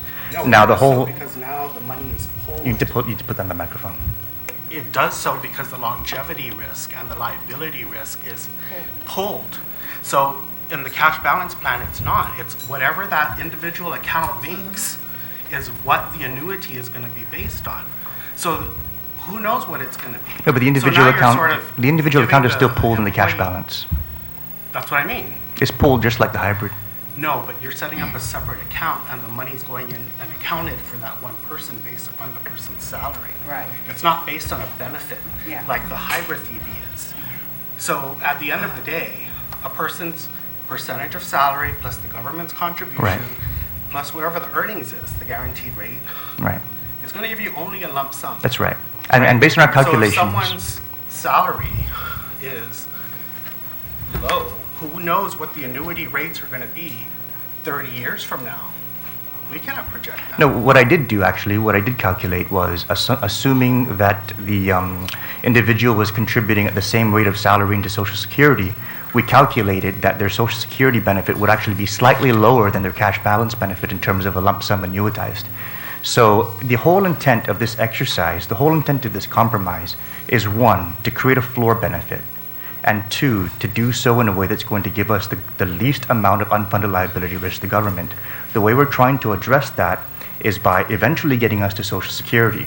Now, we're acknowledging that we have an existing base of employees who are so short that we need to create an exceptional plan, and that's why I'm okay with a hybrid for existing employees. That doesn't take me away from the fact that we do need to create a floor benefit with as little unfunded liability risk to the government. And so, modeling after Social Security, we've presented this cash balance plan. The cash balance plan with a guaranteed 4% rate of return has a benefit at the end of the annuity period, at the end of the employee's employment with the government. The value of that lump sum is actually slightly more than what they would have gotten as a lump sum value in Social Security, amortized over their life expectancy. So, apples to apples on an unfunded liability comparison, the cash balance plan presents a lower unfunded liability risk, but the caveat is it does so with a reduced benefit to the employee, and that is acknowledged. So just to be clear, you said the cash balance, when you did your calculations, the comparison to Social Security, it was slightly higher than Social Security. Very slightly, yeah. And if you recall from when we did the cost comparisons between Social Security and the original hybrid, it was half the benefit. So a $26,000 annual salary over 40 years under hybrid, they're going to get like $4,000 a month. And Social Security, they're going to get $2,000 a month. So again, just to compare, the cash balance is going to be slightly higher than Social Security. Right. But Social Security is half of what the hybrid in terms of benefits are. Well, okay, but the bottom line is that the risk of that is borne by the people of Guam. The risk of that is a 7% rate of return that's necessary for the hybrid to be able to pay that out versus a 4% rate of return for the cash balance to be able to pay itself out. And the whole point of this whole exercise is a floor benefit. Yeah, if you Something that's guarantee a comparable. 7% return on the cash balance instead of a 4% return on the cash balance, I assure you it's not 50% of the benefits of the cash balance. Secondly, you keep saying that it's cost neutral, it's cost neutral, it's cost neutral, and then when we're bringing up the annuitization down the road, you're saying, well, we can't guarantee the annuitization. If you can't guarantee the annuitization, how can you guarantee that it's cost neutral? You can't have it both ways.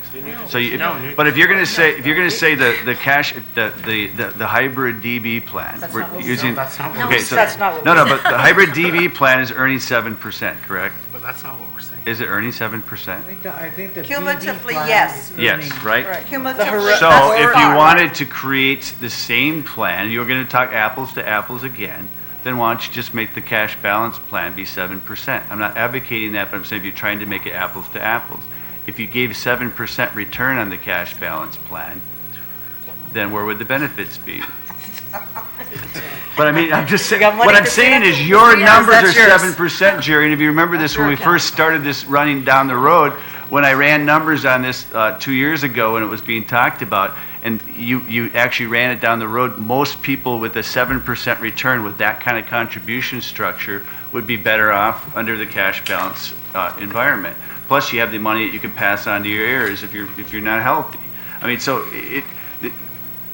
I really think at this point Milliman's numbers are a very good starting point for the administration, but from a budgetary standpoint, I don't think we're going to go any further today. Personally, I think if you give them a shot to give their own actuary and set a timeline to respond back, and then come back with the numbers. I mean, I think we're further along now. We're getting into these little nuances. Well, and it's not going to go anywhere. I don't know that we disagreed going into this discussion about about what was on the bill. I think it was a matter of clarification. I think we've always been in agreement with that.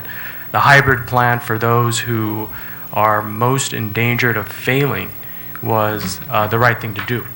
And then going beyond that, coming up with an option going forward, whether it be Social Security, cash balance, or an enhanced DC, was something that we were working towards. And this bill kind of speaks to some of the flexibility, giving the retirement fund options to put together a cash balance plan that may make more sense. So I'm not sure where the heated discussion kind of came up, because I thought we were moving in kind of the same direction.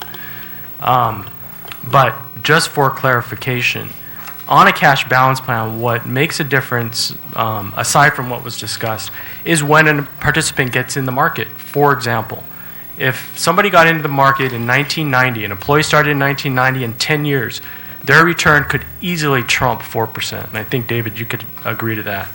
But if they got into the market in 2000, reaching 4% over that same year, 10-year period, would be more difficult. So I think the benefit of a DB plan in that respect is that you have a trust fund in perpetuity with a guaranteed benefit, whereas a cash balance plan, the government's going to have to pick up the shortfall for, or during the end or at the end of an employee's employment.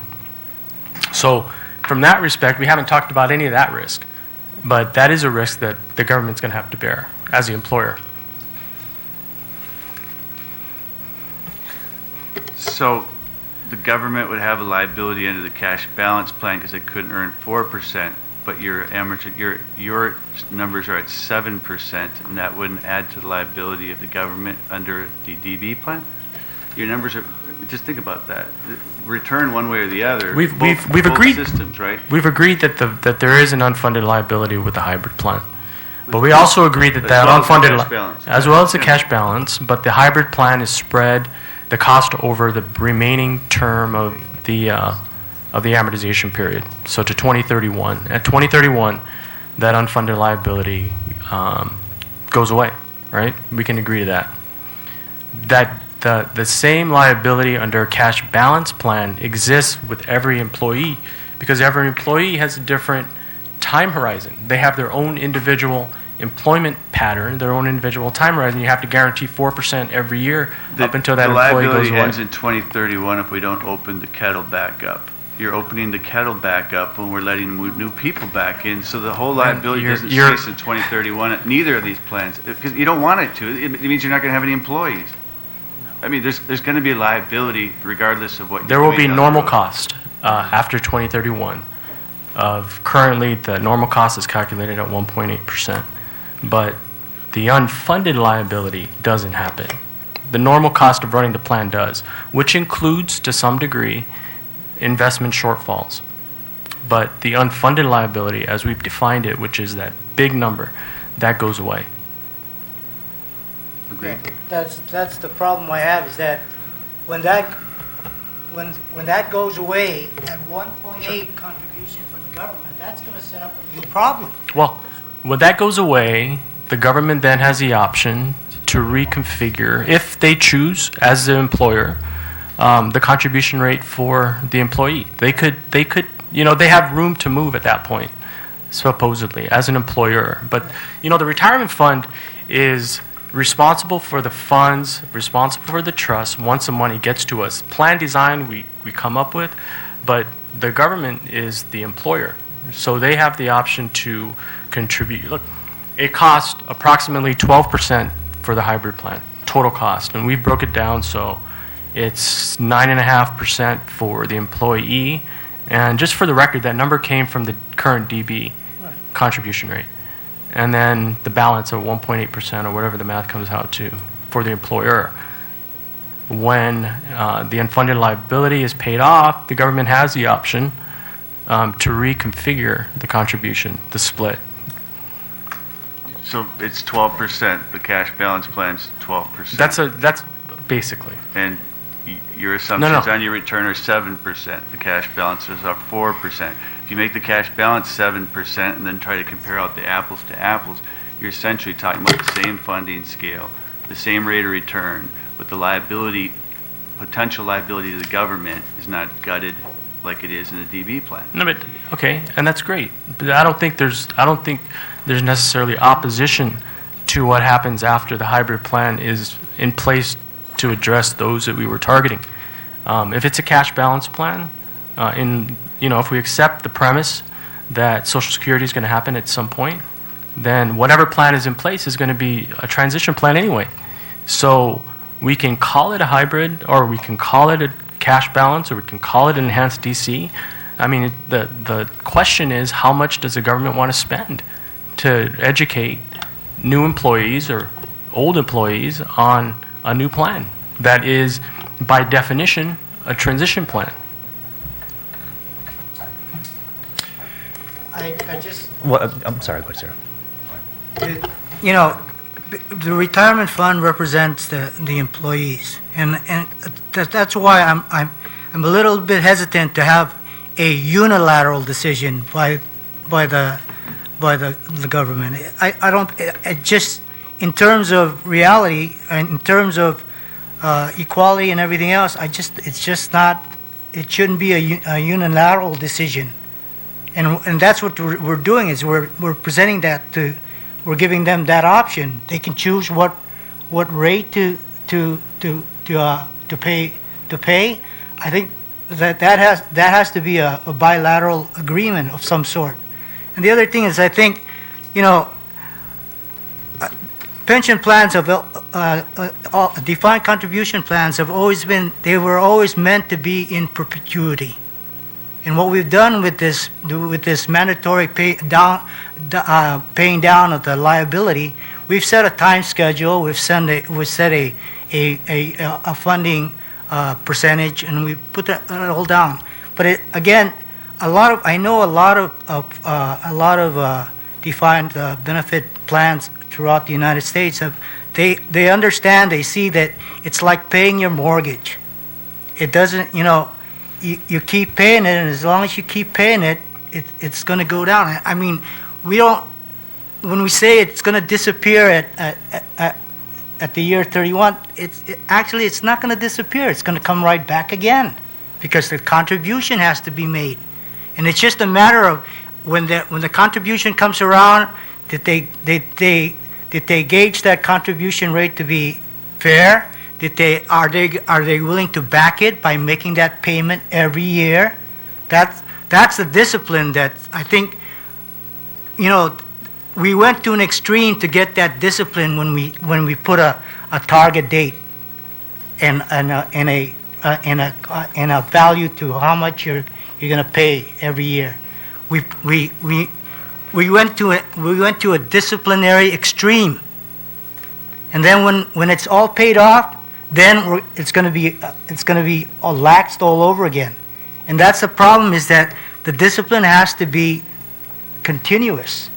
And I think that's the thing, that the way it is right. I mean, if you're saying that, like I said, if you're saying Social Security is going to be guaranteed, I'm all for it. But at this point, I don't see it. I don't see it being guaranteed. What I do see is that we have to go back. The problem is that the retirement fund has to continue. And it's not going to continue as it is right now. It's a closed box. There's people more retired in the old plan than there are contributing to it. And what we're saying is we're still contributing, and there's like 8,000. I don't know how many of us are willing to fill that vacuum. And once we fill that vacuum, yes, we'll pay it down, but we're hoping that the belief of perpetuity is going to be there. Unless, like I said, unless Social Security is guaranteed. I just don't see Social Security being guaranteed. We had a choice. I think there was a time when Guam could have chosen to go one way or the other. And you made a choice at that point. And I don't know the federal government is gonna make an exception for Guam. I don't know. I mean, I don't know, but all I know is that right now, the system should be planned in perpetuity, okay? But legislation and stuff, making this large mortgage payment, it's kind of restricted the government, but it's a restriction to get the discipline to pay it down. If the government can pay it, keep the discipline, what we want is, once it's paid down, we want the discipline to continue. And hopefully it won't be as painful, because the government will be more disciplined and come up with a fair rate that they can contribute with, and not mess around with the retirement fund and keep it to itself. I mean, those are mistakes that we've made in the past, and this discipline that's been forced on the government is because of those past problems. So, we're hoping that once it's paid down, the discipline is learned, and then we can come up with a reasonable rate that the government will pay as well as employees will pay. And as I said, if Social Security comes into, then I'd say let's deal with it then.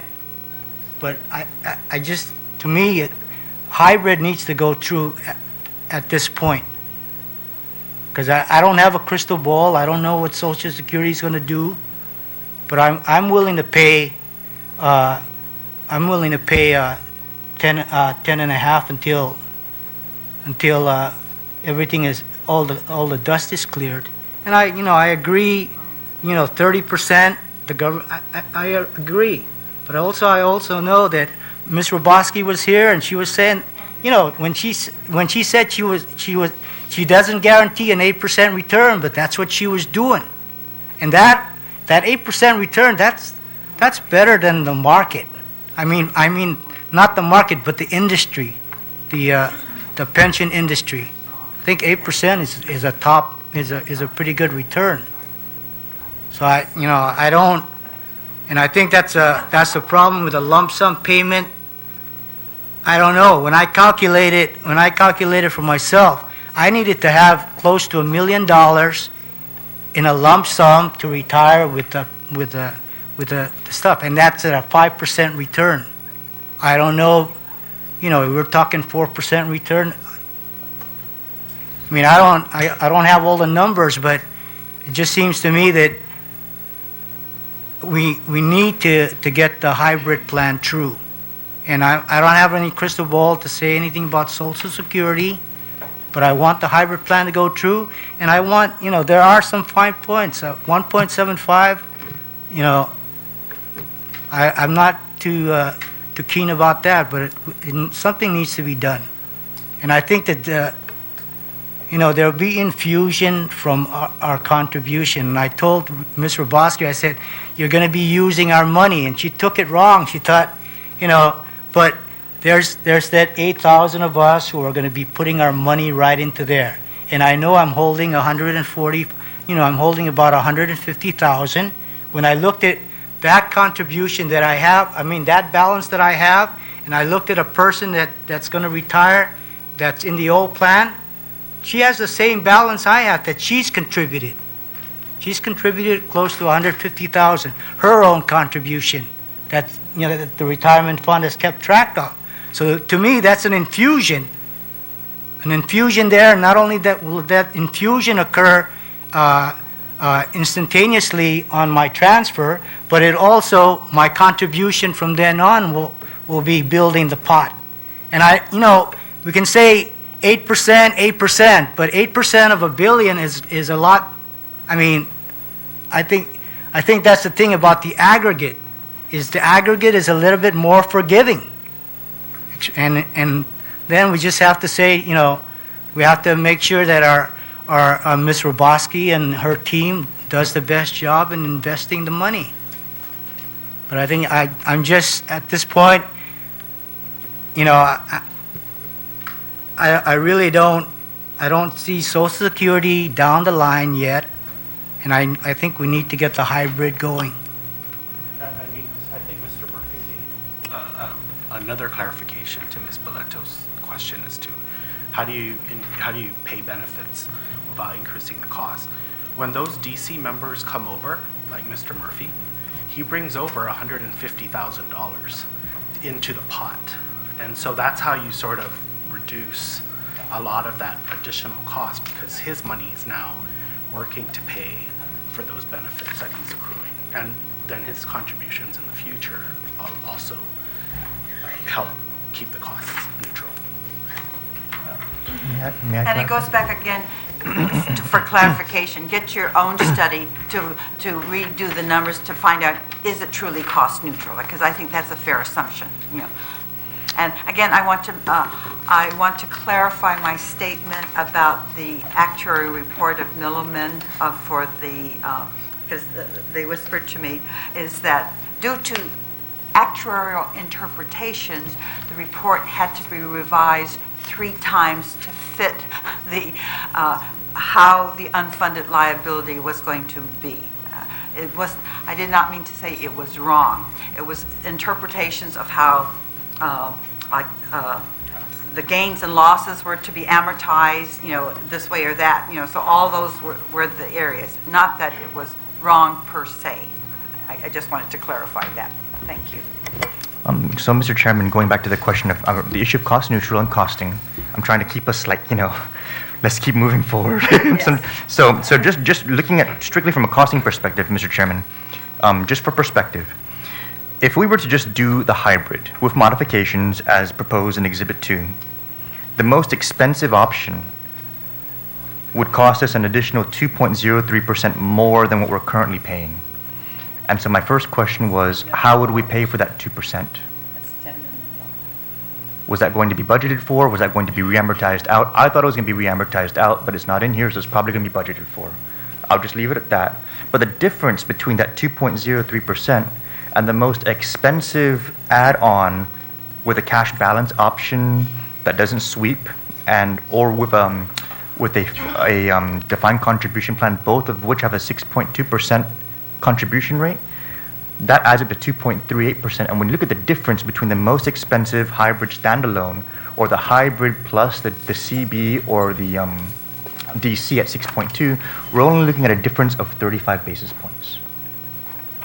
So if we're going to budget for 2%, if we just budget for 2.38%, we can fund the entire thing at a uniform contribution rate to Social Security with a cash balance plan as the primary option for new employees that has a lower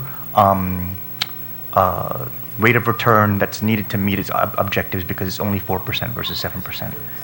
So the difference in costing is between just a hybrid or the hybrid plus what we've been discussing is a range of anywhere between 35 basis points or 57 basis points. And so if we're going to pay for this out of the budget, then it's a difference between a low of 1.81% or a high of 2.38%. But again, I would like to proffer that the 2.38%, the 1.81%, the 2.03%, all of that could be funded with a reamortization in a year or two. And then we're not talking about having to spend any money in terms of the budget needing to find the extra cash resources in a pauper, what was it called? Pauper prints. Pauper prints. We are a pauper. Cash is king, pauper prints. And that would free up $10 million for Ms. Boleto to be able to, be able to meet her tax refund obligations too in the next fiscal year. So that's why I really would like for us I would like to re-itemize the things that I brought up because I still kind of stand with them. We need to cut off the hybrid. It cannot be the plan going forward. It needs to be only for existing employees. And that's for the 8,000. No, the cash balance will be the new plan. Oh, okay. Right. But I think it has to be clear as to who's going, which ones? Just the ones like Mr. Murphy who have 20 years on? Anybody. But everybody who's on the payroll as of today? Correct. Or whenever the bill has a cutoff date. Whenever the bill passes. Yeah, no, but I mean, that's the ones that... It would only be current employees. Current. No. But if you were, like, for instance, let me give you an example. There were employees who came into the government September 30th, 1995. Mm-hmm. They got the benefit of the defined benefit. Those who came into those who came in October 1, 1995 did not. Mm-hmm. So you have to draw a line someplace. No, I agree. And so we will always have those 8,000. Now. And they range from an employee hired 1 week ago to an employee hired 20 years ago. Correct. And so we just say that the cutoff is everybody who's on the payroll as of the day that Correct. then everybody else goes on the cash But balance. I think it's easier from a fiscal year point of view, Right. like 9/30 or December 31st. We need an on date and an off date, maybe Yes. on a December 31st or Yes, something like that. yeah.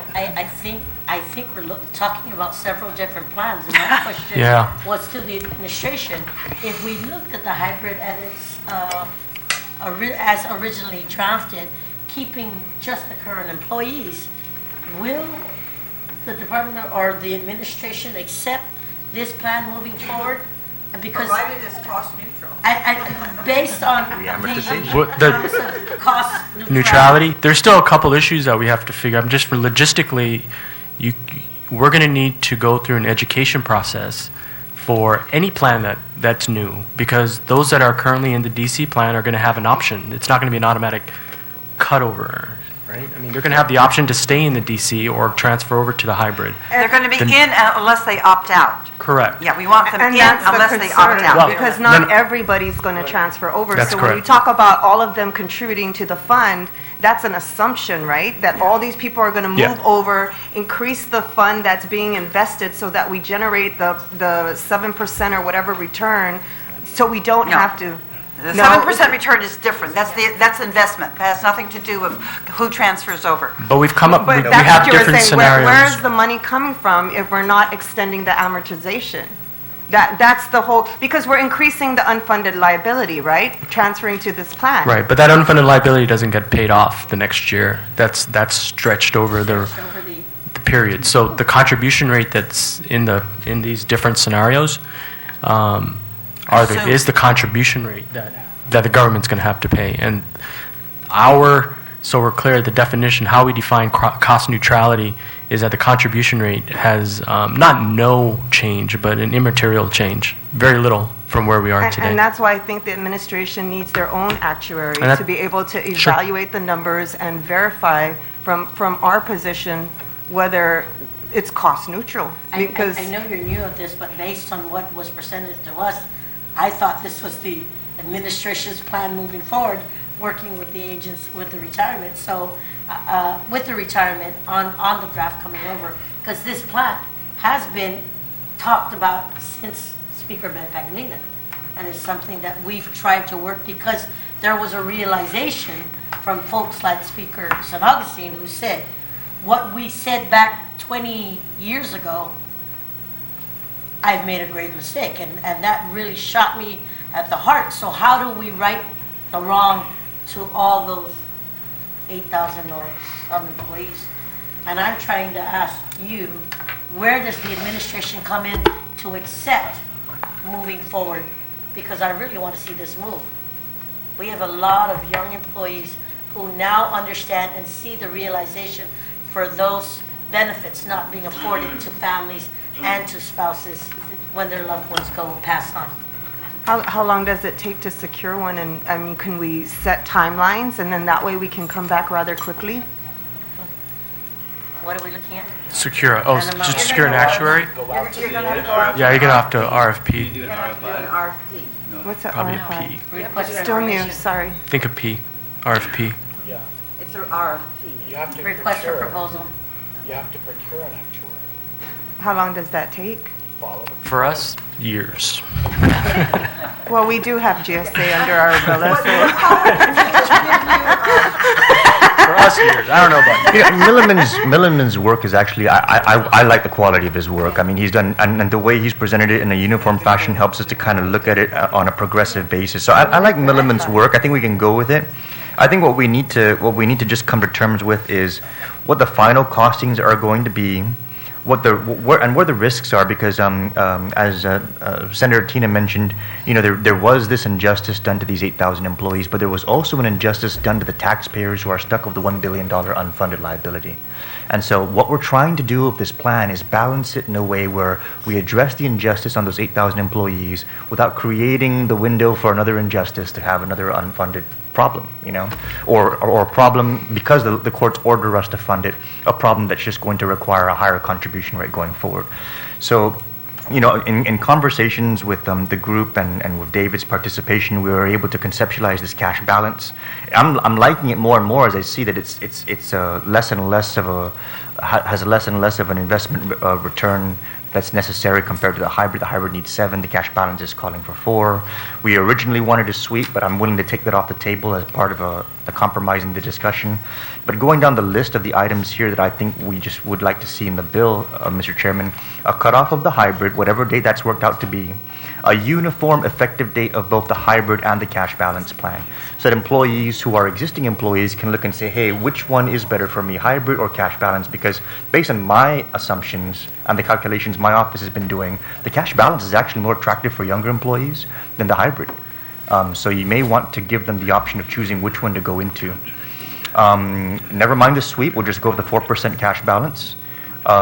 Clean up some of the Social Security language, because if we do keep these components in here, then Social Security will be a very easy transition because all new employees will already be going in at the 6.2% rate. So it's just a carryover into SS. That'd be a very, very nice thing to do. And then the last question that I think the big elephant in the room that we keep dancing around is the reamortization to pay for this, because we still have a price tag of at a minimum 1.81% and a high end of 2.38%. And how are we going to fund that on a worst case scenario? Where's the money going to come from? Is it going to come from the budget, or are we going to reamortize it? And I think that 1.81 or 2.38 is where the administration's concerns would probably center around in terms of cost neutrality. How are we going to pay for that extra 2% of payroll? I think that's your concern too, Mr. Chairman. Well, yes, but I keep trying to figure out, should we have these two plans, or should it just continue? Because it just seems to me that if we kept this new DB hybrid for the new employees, after the certain, they don't come with baggage of 20 years. They're really almost, they don't cost us anything. Yeah, there's no unfunded for them. Yeah, they're the ones who have nothing. They're just coming in and they have their 49 years that they're going to have to put in. So why don't we just, one or the other, but why do we have to have two? For me, there's two major differences. The first is that the employee contribution rate will double. And the second is that the hybrid has an assumptive rate of return at 7% annually versus the cash balance that has a 4% rate of return over a 5-year smoothing, which is a much lower risk profile than the hybrids from an investment performance perspective. With the hybrid, we're expecting 7% every single year. Actuarially, they say we should be able to do it. With the cash balance, we're looking at 4%. And if the actuaries are assuming we're going to get 7, that gives us a 3% cushion, which makes it far less risky. The trade-off is that the benefits would not be as high as they would be with the hybrid, but the whole point of this is a floor benefit that matches or is close to Social Security, which is what the cash balance at these current funding levels would provide. And so that's kind of the reason why, Mr. Chairman, I would prefer we do a hybrid for existing employees, because it kind of is tailored to their unique circumstances. But going forward, new employees, it represents a lower investment performance risk and a lower employee contribution rate also. Oh, we can talk about this all night. Right? I know. In investing, you don't expect a 7% return every year. That is an estimate, and the idea is that over a long period of time, your return will equate to 7%. So that means that some years you're going to be off, and some years you're going to be better. Similarly with the cash balance, we don't. That is, we're not expecting a 4% return every year. Again, the major difference between the two is that a cash balance plan is similar to a DC in that at the end of your term, what you have is what you get.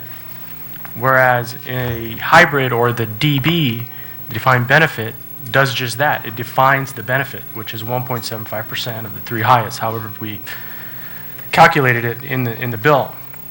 So the outcome of each of those plans are just completely different. And although there are the same elements, there's an investing, there is a pool of funds, there's a contribution rate by the employer and by the employee, those similarities pale in comparison to the largest difference, which is what you get when you're done. And that's what really any employee should only be concerned about, aside from their contribution rate. Because what they get when they're done is going to determine, whether or not they're able to survive or they're going to have to continue to work. So we can argue the differences and we can agree to disagree on how to go forward. The retirement fund's main purpose going in was to address those 8,000 or 4,000 employees who have been working for 20 years, $40,000, $30,000 balance. That same mantra that we've been singing. Now, if we can agree that those are the folks that we have addressed with this hybrid plan, we have our own opinion on what the most efficient mechanism for new employees is going forward. I thought that the purpose of this compromise is to try to find somewhere in the middle. And I thought we were. I thought we were actually pretty close. But maybe I'm wrong in that respect. But yeah, our main goal in trying to come up with a solution is trying to solve what sounds to me like we've already solved, which is those that are currently in place and are going to have to stay in place. Just a few more points, and I thank Jerry for that. Yes, I definitely think that we should have a hybrid for existing employees. There is one third component to the cash balance that the hybrid actually has an issue with, and that is Social Security benefits. If you retire with a cash balance plan and you receive the lump sum and you roll it over into an IRA, you can still get Social Security benefits. If we're eligible for without the penalty, that's right. But if you're under the hybrid plan, unless you meet the windfall provision requirements, you're going to get penalized on the Social Security side. So the cash balance provides a window for Social Security for an employee because they'll be able to take their lump sum cash balance and roll that into an IRA and then go and get Social Security if they're eligible for it. So it does have an extra whistle that I like to point out. But I really think actually that we've compromised a great deal. On one end, we had the retirement fund come to the table with a hybrid proposal, and that was it. And on the other end, we kind of came up with, we initially said we wanted a Social Security methodology, but we're compromising now to a cash balance methodology.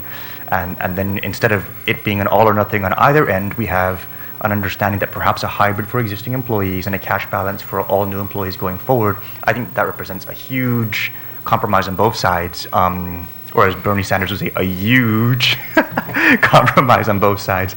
So, Mr. Chairman, I think we're very close. I would like to continue working with the administration, though, because I do appreciate their concerns with respect to the costing. I still haven't had or heard a solid answer as to where the 1.81% or the 2.38%, the range, where that's going to come from. Originally, we proposed in Bill 266 a reamortization, but that's not in this bill. Does that mean it's going to be budgeted for? But again, that could be anywhere between $9 and $10 million. So, are we going to talk about that today? I think that's the big elephant in the room that we need to clarify at this juncture. How are we going to cost out on the worst case scenario, the 1.81 to 2.38% expense range? I think that's where the administration's biggest concerns would be. That's where mine would be if I were them, Mr. Chairman. What time plan are you willing to work with? Turn on the mic. I think you were suggesting that you could help us or assist us, and then David John was saying that we could try to work with Gita. It's an idea, I'm not sure, but yeah. we could do it. You know how you do some of the contracts for Gita? I don't know if that's possible. Contracting abilities, sometimes we do. And it's just a review. I mean, they're not going to go through and delve into the numbers and try to come up, it's just a review for us, for our assurances. But I can't speak to the timeline. I'm not too familiar with the process to be able to map out that. For all timeline. intents and purposes, it's April the 1st. Okay. April 1st? Well, for all intents and purposes, we're at April. It's March 21st. No, I thought you meant it had to be done by April 1st. I'm like, that's next week. No, but I mean, for all intents and purposes, we're already in April. Okay. Right. Does anybody know how long it takes? And so How about just there give also her 2 days is, to get back to you on a timeline? Would that be, just let she go back and talk to Cruz and find out what Find the out. timeline is? Just find out if Gita isn't available, an option to do it. through that what I'm trying to get at is trying to address something this fiscal year. Right. No, and we're not looking at And the thing is that we also have an election coming up and the possibility that some of us aren't going to be back.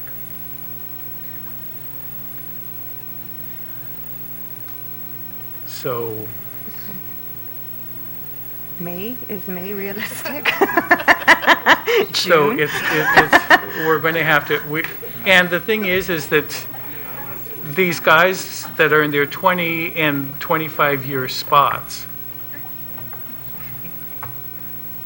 I understand, but I mean, if we're talking about a liability that's going to last, or it may not, if we're saying that it's still going to be paid off by the 2031, or if it's going to extend for 2 years, or if we don't meet whatever return that we need to be able to afford this without extending that timeline, we need to be prepared and understand that. I understand, but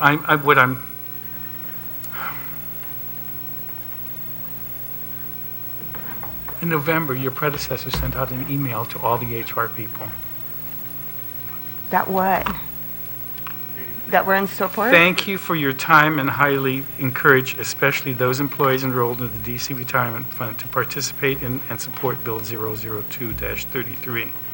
Your presence and support at the public hearing this Thursday, the 19th, at the legislature.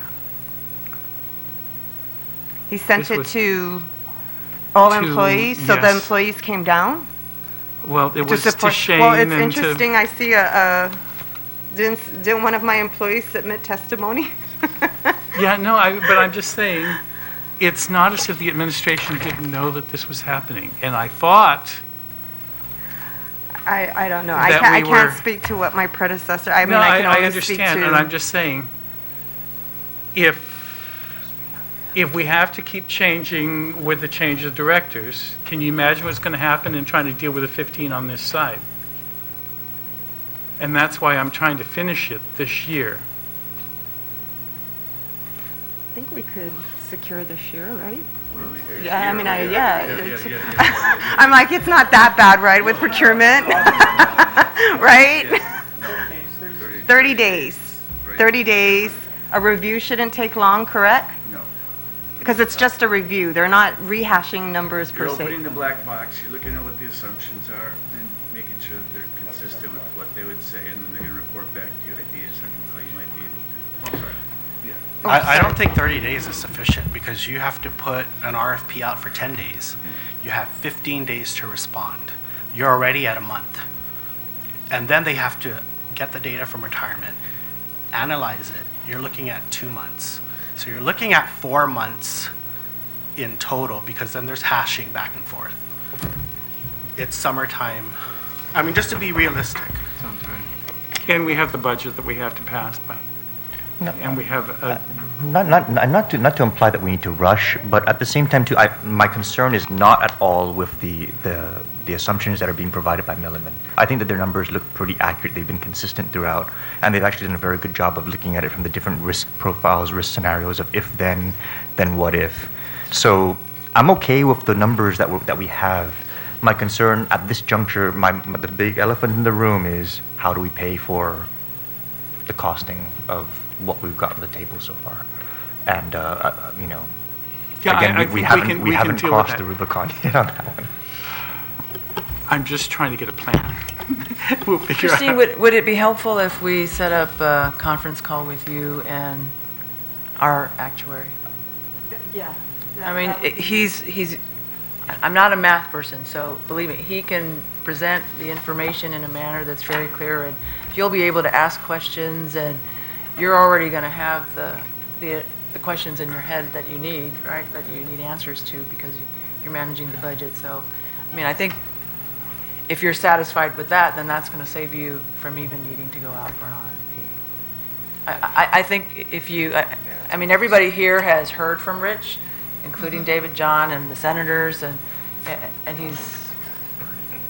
And at the end of the day, the board is going to recommend a rate based upon their actuary's numbers, not what your actuary says. So, that's why... You're asking us to agree, right? You're asking us to agree. So we just need, you need us to agree, and so, or I think to the question contemplate. should be, these are your numbers, tell us how we can pay for it. Maybe that's the question you should be asking.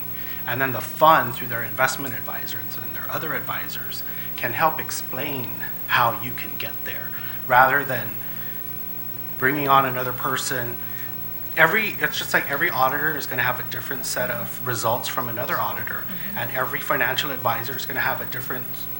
So you're going to have 2 actuaries, like Doris said, they had 3, and then they had to work together for months in order for them to come up with an agreement. So if you can That was more accurate.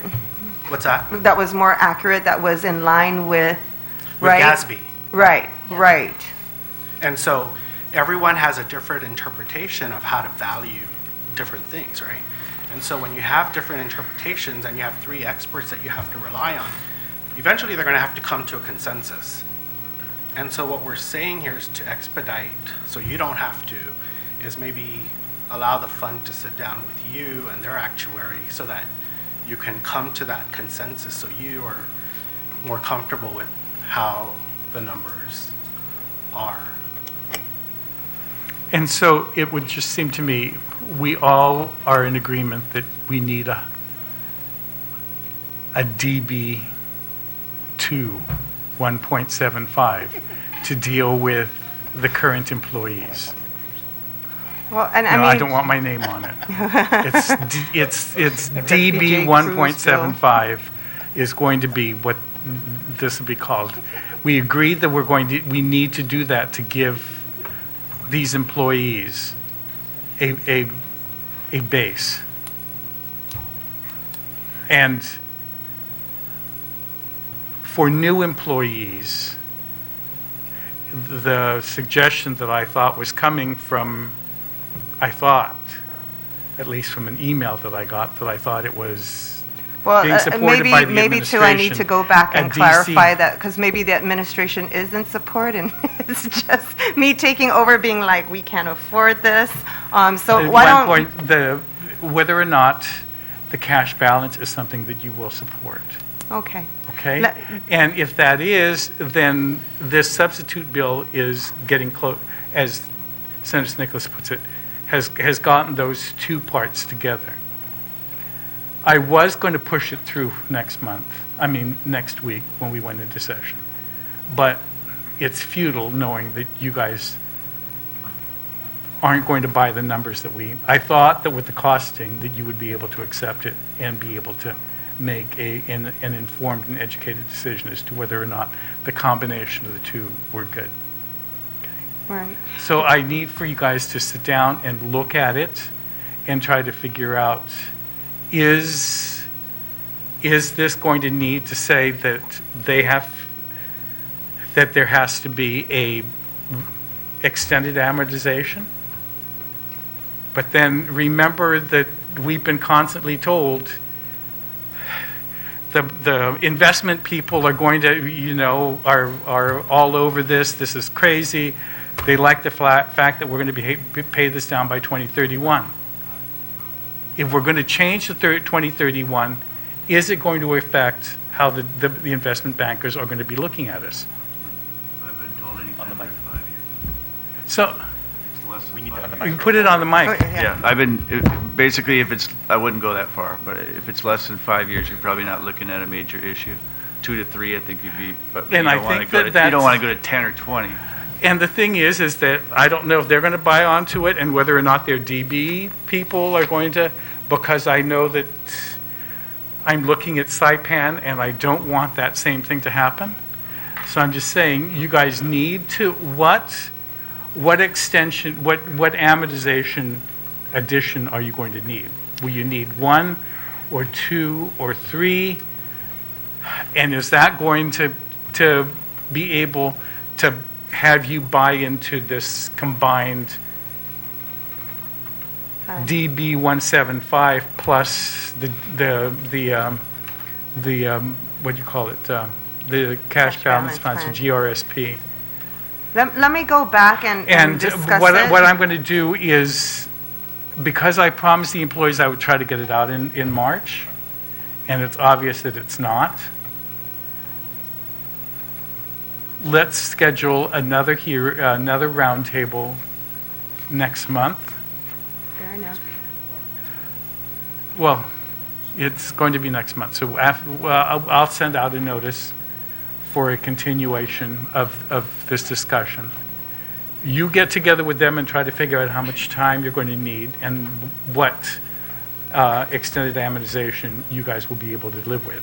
Okay. Whether or not it's 3 years till the end of the administration, whatever.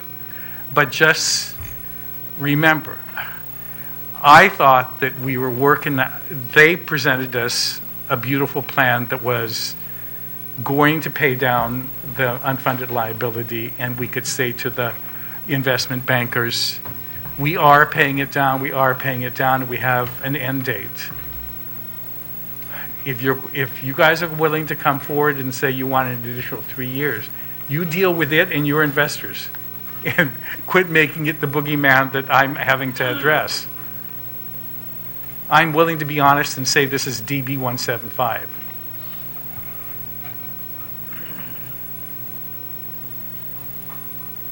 Okay. But we have to do something because these people need to have some security so that they can make plans. Understood. They have families and they would love to retire. Idiots like me, 41 years and still going. So, I mean, maybe I'll make the 49. I know you're looking at me like this when you've been dealing with this for 3 years, but Jerry can attest to me, I've been talking about it for 16 years. So. I don't even know that. Yeah. He wishes he hasn't known me for 16 years. So, yes. So I'm just saying, I really need to address these employees, and we need to do it post haste. Okay. I mean, like, you guys can meet with them and then give me a reasonable time plan. If not, then we'll have to just go through and send it through, and you guys deal with it.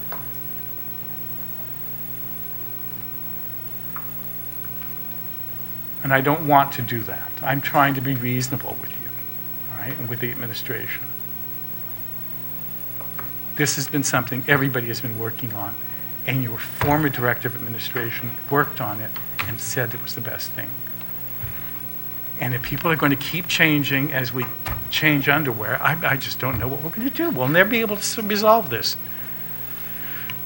So I'll send out the notice for sometime in the middle of the month.